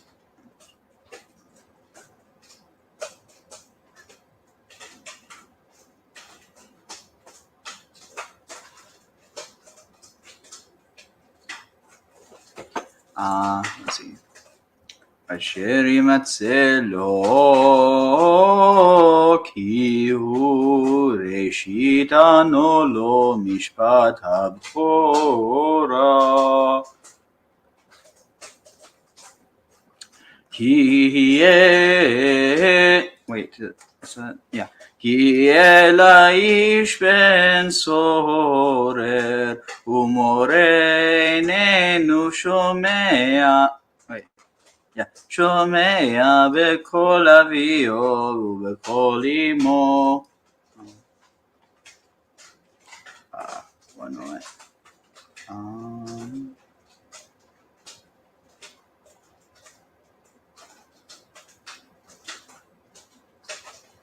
One moment. Let's see. Where is it? Right. ויסרו אותו ולא ישמע עליהם ותפסו בו אביו ואמו הוציאו אותו אל זקני עירו ואל שער מקומו ואמרו אל זקני עירו בנינו זה סורר ומורה איננו שומע בקולנו זולל וסובב ורגמו כל אנשי עירו באבנים ובמת ובער טהרה מקרבך וכל ישראל ישמעו ויראו וכי יהיה באיש חטא משפט מוות והוא מת ותל ייטע אותו על עץ לא תליני נבלתו על העץ כי כבוד תקברנו ביום ההוא כי קללת אלוהים תלוי ולא תטמא אדמתך אשר אדוני אלוהיך נותן לך נחלה. לא תראה את שור אחיך או את שאו נדחים והתעלמת מהם השב ותשיבם לאחיך ואם לא קרוב אחיך אליך ולא ידעתו ואספתו אל תוך ביתך והיה עמך דרוש אחיך אותו והשב אותו לו וכן תעשה לך מרו וכן תעשה לי שמלתו וכן תעשה לכל אבדת אחיך שתעבוד ממנו ומצאותה לא תוכל להתעלם לא תראה את חמור אחיך או שורו נופלים בדרך והתעלמת מהם חכם תקים עמו. Wait, is this? Oh, wait. Oh, it already started the second one. Okay, I'm gonna let us take over. על אישה ולא ילבש גבר שמלת אישה כי צועבך אדוני אלוהיך כל עושה אלה כי יקרא כאן ספור לפניך בדרך בכל עץ או על הארץ אפרוחים או בשים והאם רובסת על האפרוחים או על הבשים לא תיקח האם על הבנים שלח תשלח את האם ואת הבנים תפתח לך למען ייטב לך והארכת ימים. כי תבנה בית חדש, ועשיתם מעקה לגגיך, ולא תשים דמים בביתך, כי ייפול הנופל ממנו, לא תזרע כרמך, כלאיים פן תקדש, המלאה הזרע אשר תזרע, ותבואת הכרם, לא תחרוש בשור ובחמור יחדיו, לא תלבש שעטנז, צמר ופשתים יחדיו, גדילים תעשה לך על 4 כנפות כסותך, אשר תכסה בה, כי ייקח איש אישה ובא אליה ושנאה, ושם לה עלילות דברים, והוציא עליה שם רע, ואמר את האישה הזאת לקחתי ואקרב אליה, ולא מצאתי לה בתולים, ולקח אבי הנערה ואמה, והוציאו את בתולי הנערה אל זקני העיר השערה, ואמר אבי הנערה אל הזקנים, את ביתי נתתי לאיש הזה לאישה, וישנאיה, והנה הוא שם עלילות דברים, לאמור לא מצאתי לביתך בתולים, ואלה בתולי ביתי, ופרסו השמלה לפני זקני העיר, ולקחו זקני העיר ההיא את האיש, ויסרו אותו, ויענשו אותו 100 כסף, ונתנו לאבי הנערה, כי הוציא שם רע על בתולת ישראל, ולא תהיה לאישה, לא יוכל לשלחה כל ימיו. ואם אמת היה הדבר הזה, לא נמצאו בתולים לנערה, והוציאו את הנערה אל פתח בית אביה, וסקלוה אנשי עירה באבנים, ומתה, כי עשתה נבלה בישראל לזנות בית אביה, וביערתה הרע מקרבך, כי מצא איש שוכב עם אישה ועולת בעל, ומתו גם שניהם, האיש השוכב עם האישה והאישה, וביערתה הרע מישראל, כי יהיה נערה בתולה מאורסה לאיש, ומצאה איש בעיר ושכב עמה, והוצאתם את שניהם אל שער העיר ההיא, וסקלתם אותם באבנים, ומתו את הנערה על דבר אשר לא צעקה בעיר, ואת האיש על דבר אשר עינה את אשת רעהו, וביערתה הרע מקרבך. ואם בשדה ימצא האיש את הנערה המאורסה, והחזיק בה האיש ושכב עמה, ומת האיש אשר שכב עמה לבדו, ולנערה לא תעשה דבר, אין לנערה חטא מוות, כי כאשר יקום איש על רעהו וסחו נפש, כן הדבר הזה, כי בשדה מצאה צעקה הנערה המאורסה, ואין מושיע לה, כי ימצא איש נערה בתולה אשר לא אורסה, ותפסה ושכב עמה, ונמצאו ונתן.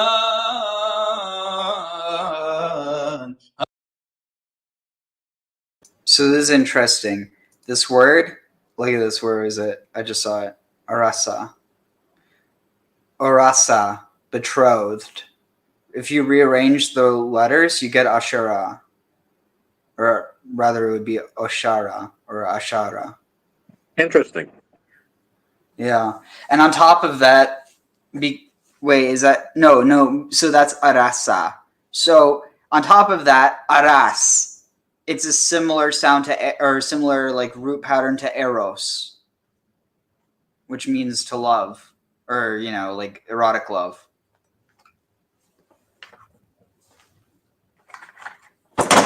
You see what I'm saying? Yeah, but just because it sounds the same, makes it tough to make the connection etymology. So Oh no, I know. It's one of those things that's kind of like it's eerie.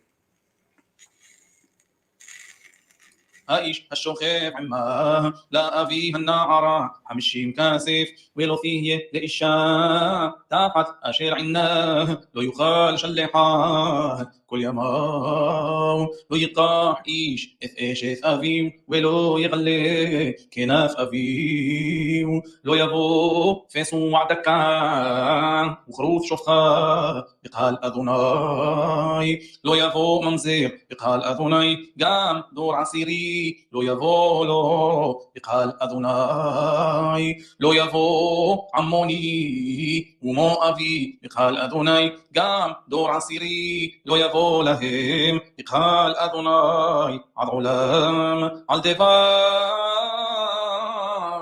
אשר לא קדמו אתכם בלחם ובמים בדרך בצאתכם ממצרים, ואשר שכר עליך את בלעם בן בעור מפתור ארם נהריים לקללי שכר עליך את בלעם בן בעור מפתור ארם נהריים לקללך ולא אבה אדוני אלוהיך לשמוע אל בלעם ויהפוך אדוני אלוהיך לך את הקללה לברכה כי אהבך אדוני אלוהיך לא תדרוש שלומם וטובתם כל ימיך לעולם.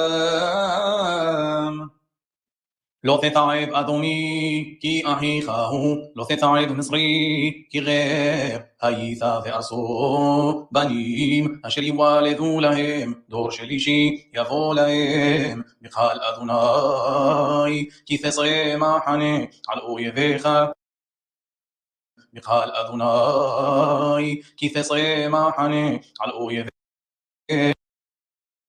בנים אשר יוולדו להם דור שלישי יבוא להם בקהל אדוני כי תצא מחנה על אויביך ונשמרת מכל דבר רע כי יהיה בך איש אשר לא יהיה טהור מקר לילה ויצא אל מחוץ למחנה לא יבוא אל תוך המחנה והיה לפנות ערב יחז במים וכבוא השמש יבוא אל תוך המחנה ויד תהיה לך מחוץ למחנה ויצאת שמה חוס ויתד תהיה לך על אזניך והיה בשבתך חוס וחפרת בה ושבת וכסית את צאתך כי אדוני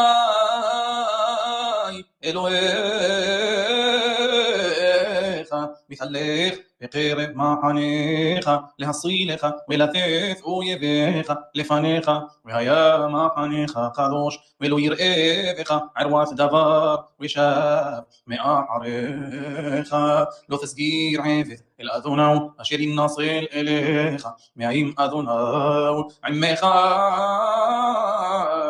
ישב בקרבך במקום אשר יבחר באחד שעריך בטוב לו לא שונאנו לא תהיה קדשה מבנות ישראל ולא יהיה קדש מבני ישראל לא תביא אתנן זונה ומחיר כלב בית אדוני אלוהיך לכל נדר כי צועבת אדוני אלוהיך גם שניהם לא תשיך לאחיך נשך כסף נשך אוכל נשך כל דבר אשר ישך לנוכרי תשיך ולאחיך לא אדוני אלוהיך גם שניהם לא תשיך לאחיך נשך כסף נשך אוכל נשך. So this is actually kind of interesting. So it says, what is this? You shall not bring the wage of a prostitute or the exchange for a dog to the house of Hashem, your God, for it's an abomination to Hashem, your God, and both of them also. So what's interesting with that is that's actually let me actually here. I'm just going to pull this up real quick. So it's a prohibition against your prostitute being a dog? No. I didn't think I had that right. Although I'm sure that's prohibited somewhere else. Let's see, wage of a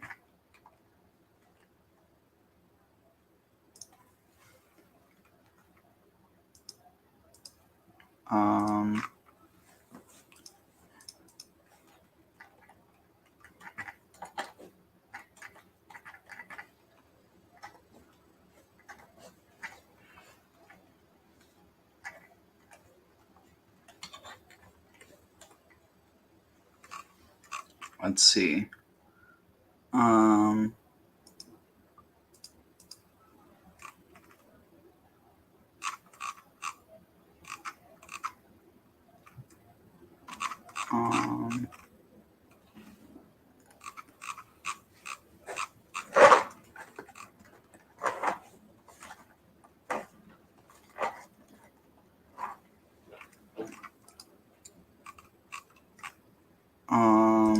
Anyway, it's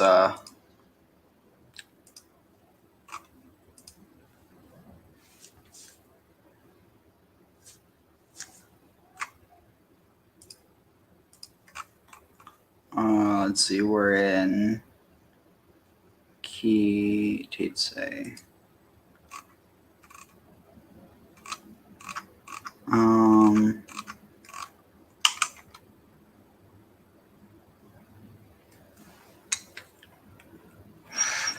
All right, let's see. All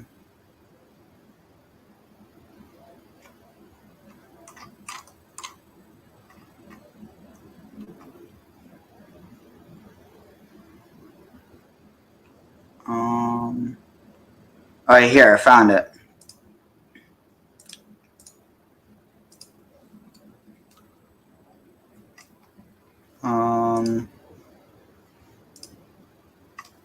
Talmud. All right, here, listen to this. Oh, I wasn't sharing it. Right here. The Gemara relates incidents involving sages who were sentenced by the ruling authorities. The sages taught when Rabbi Eliezer was arrested and charged with heresy by the authorities, they brought him up to a tribunal to be judged. A certain judicial officer, Hegemon, said to him, "Why should an elder like you engage in these frivolous matters of heresy?"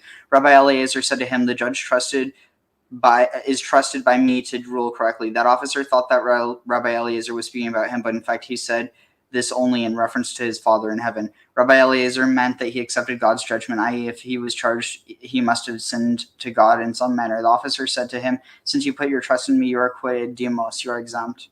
When Rabbi Eliezer came home, his students entered to console him for being accused of heresy, which he took as a sign of sin, and he did not accept their words of consolation. Rabbi Akiva said to him, "My teacher, allow me to say one matter from all of that which you taught me." Rabbi Eliezer said to him, "Speak." Rabbi Akiva said to him, "My teacher, perhaps some statement of heresy came before you, and you derived pleasure from it, and because of this you were held responsible by heaven." Rabbi Eliezer said to him, "Akiva, you are right, as you have reminded me that once I was walking in the upper marketplace of Tzipori, Sepphoris, and I found a man who was one of the students of Jesus the Nazarene, and his name was Yaakov of Kfar Sachania," which means the village of Sakania, which probably has to do maybe with the Sakina or Shekina, potentially. I mean, if this is Aramaic, it could be. He said to me, "It is written in your Torah, you shall not bring the payment to a prostitute. You shall not bring the payment to a prostitute or payment to a prostitute or the price of a dog into the house of the Lord your God." Deuteronomy 23:19. What is the halacha? It is permitted to make from the payment.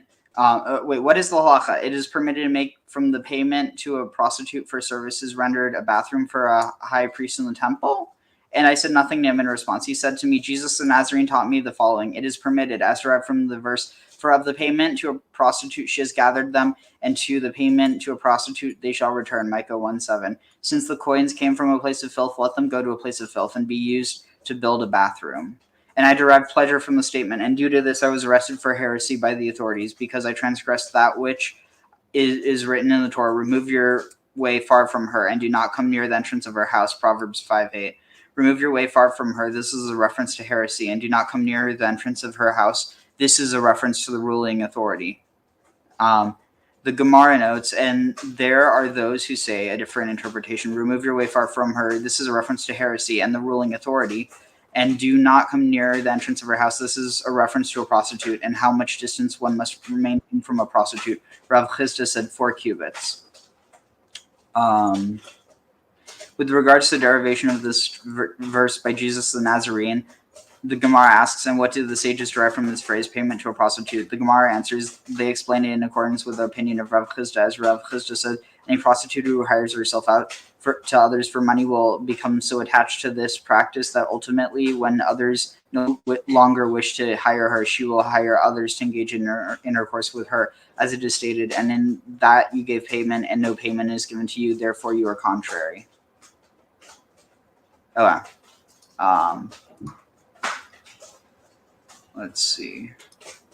Where's it? Oh, wait, here. נשך כסף, נשך אוכל, נשך כל דבר אשר ישך לנוכרי תשיך ולאחיך לא תשיך למען יברכך אדוני אלוהיך בכל משלח ידיך על הארץ אשר אתה בשם לרשתה כי תדור נדר לאדוני אלוהיך לא תאחר לשלמו כי דרוש ידרשנו אדוני אלוהיך מעמך והיה בך חטא וכי תחדל לנדור לא יהיה בך חטא מושא שפתיך תשמור ועשית כאשר נדרת לאדוני אלוהיך נדבה אשר דיברת בפיך כי תבוא בחרם רעיך ואכלת ענבים כנפשך צבעך ואל כלייך לא תיתן כי תבוא בקמת רעיך וקטפת מלילות בידיך וחרמש לא תניף על קמת רעיך כי ייקח איש אישה ובעלה והיה אם לא תמסחן בעיניו כי מה סבא ערוות דבר וכתב לה ספר כריתוס ונתן בידה ושלחה מביתו ויצאה מביתו והלכה והייתה לאיש אחר ושנאה האיש האחרון וכתב לה ספר כריתוס ונתן והייתה לאישו ויצאה מביתו והלכה והייתה לאיש ספר כריתוס ונתן בידה ושלחה מביתו ויצאה מביתו והלכה והייתה לאיש אחר ושנאה וכתב לה ספר כריתוס ונתן בידה ושלחה מביתו ויצאה מביתו והלכה והייתה לאיש אחר ושנאה האיש האחרון וכתב לה ספר כריתוס ונתן בידה ושלחה מביתו וכי ימות האיש האחרון אשר לקחה לו לאישה לא יוכל בעלה הראשון אשר שלחה לשוב לקחתה להיות לו לאישה אחרת אשר הוא טמא כי תועבה היא לפני אדוני ולא תחתי את הארץ אשר אדוני אלוהיך נותן לך נחלה כי ייקח איש אישה חדשה, לא ישרף בצבא, ולא יעבור עליו לכל דבר נקי. יהיה לביתו שנה אחת, ושימח את אשתו אשר לקח, לא יחבול רחיים ורכב, כי נפש הוא חובל. כי מעשה איש גונב נפש מאחיו מבני ישראל, ויתעמר בו ומכרו, ומת הגנב ההוא, וביערת הרע מקרבך. הישמר בנגע השרף, לשמור מאוד ולעשות ככל אשר יורו אתכם הכהנים הלוויים, כאשר סוגיתים תשמרו לעשות. זכור את אשר עשה אדוני אלוהיך למרים בדרך בצאתכם ממצרים. כי תשב רעך משת מאומה, לא תבוא אל ביתו לעבוד עבודתו בחוץ תעמוד, והאיש אשר אתה נושבו יוציא אליך את העבוד החוצה. ואם איש עני הוא לא תשכב בעבודתו, תשיב לו את העבוד כבוא השמש, ושכב בשלמתו וברכך, ולך תהיה צדקה לפני אדוני אלוהיך.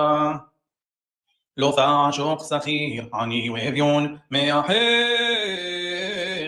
או מגרך אשר בארצך בשעריך, ביומו תיתן שכרו, ולא תבוא עליו השמש, כי עני הוא ואליו הוא נושא את נפשו, ולא יקרא עליך אל אדוני והיה בך חטא.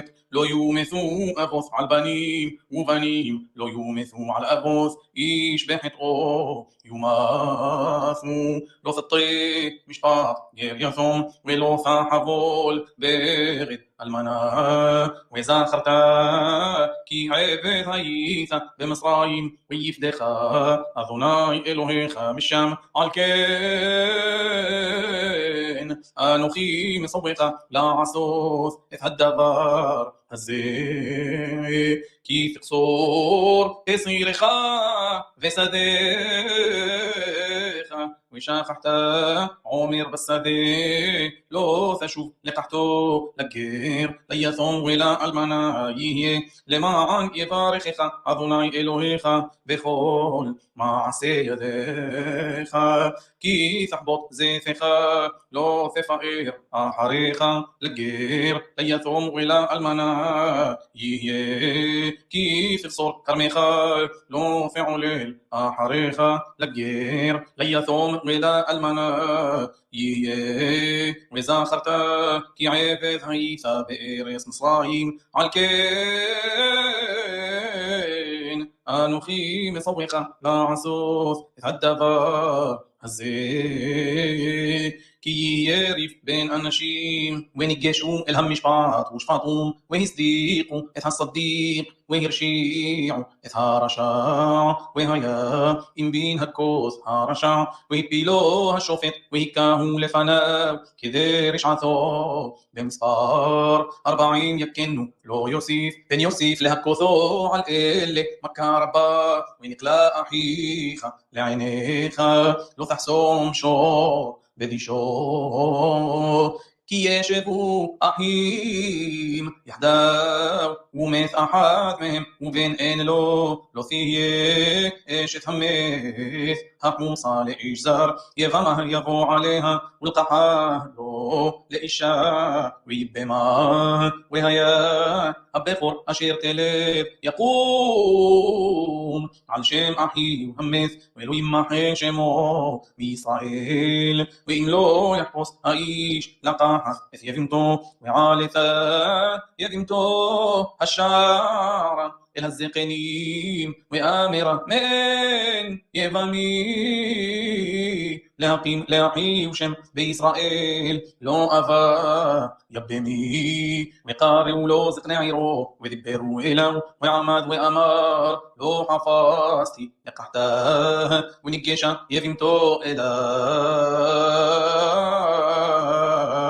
לעיני הזקנים וחליצה נעלו מעל רגלו וירקה בפניו ועדתה ואמירה ככה יעשה לאיש אשר לא יבנה את בית אחיו ונקרא שמו בישראל בית חלוץ הנעל כי ינסו אנשים יחדיו איש ואחיו וקרבה אשת האחד להשיג את אישה מיד מכהו ושלחה ידה והחזיקה במבושה וקסותה את כפה לא תחוס עיניך לא יהיה לך בכיסך אבן ואבן גדולה וקטנה לא יהיה לך בביתך איפה ואיפה גדולה וקטנה אבן שלמה וצדק יהיה לך איפה שלמה וצדק יהיה לך למען יאריכו ימיך על האדמה אשר אדוני אלוהיך נותן לך כי צועבך אדוני אלוהיך כל עושה אלה כל עושה עוול זכור את אשר עשה לך עמלק בדרך בצאתכם ממצרים אשר קרך בדרך וזנב בך כל הנחשלים אחריך ואתה עייף ויגע ולא ירא אלוהים והיה בהניח אדוני אלוהיך לך מכל אויביך מסביב בארץ אשר אדוני אלוהיך נותן לך נחלה הרשתה תמחה את זכר עמלק מתחת השמיים לא תשכח.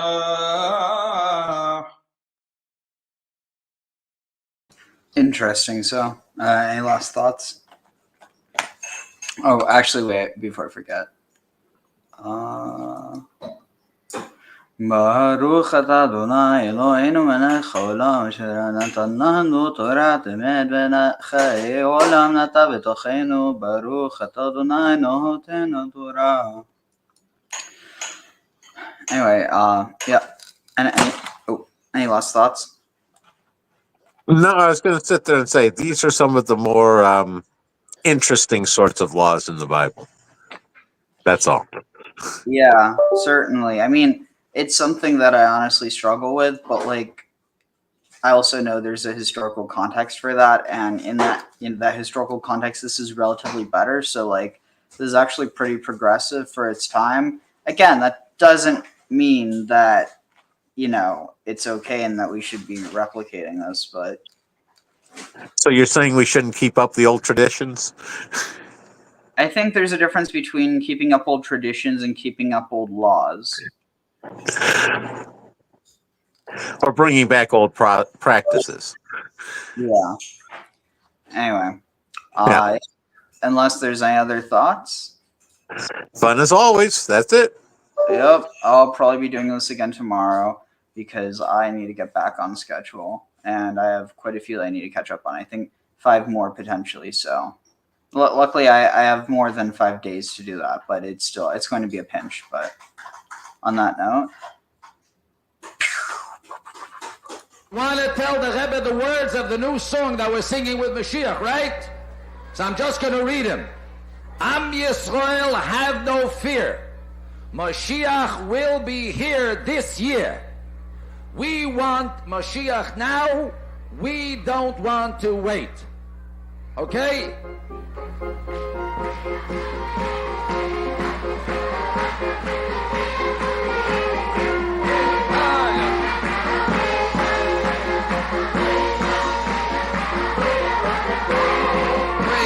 Mashiach now, we want Mashiach now.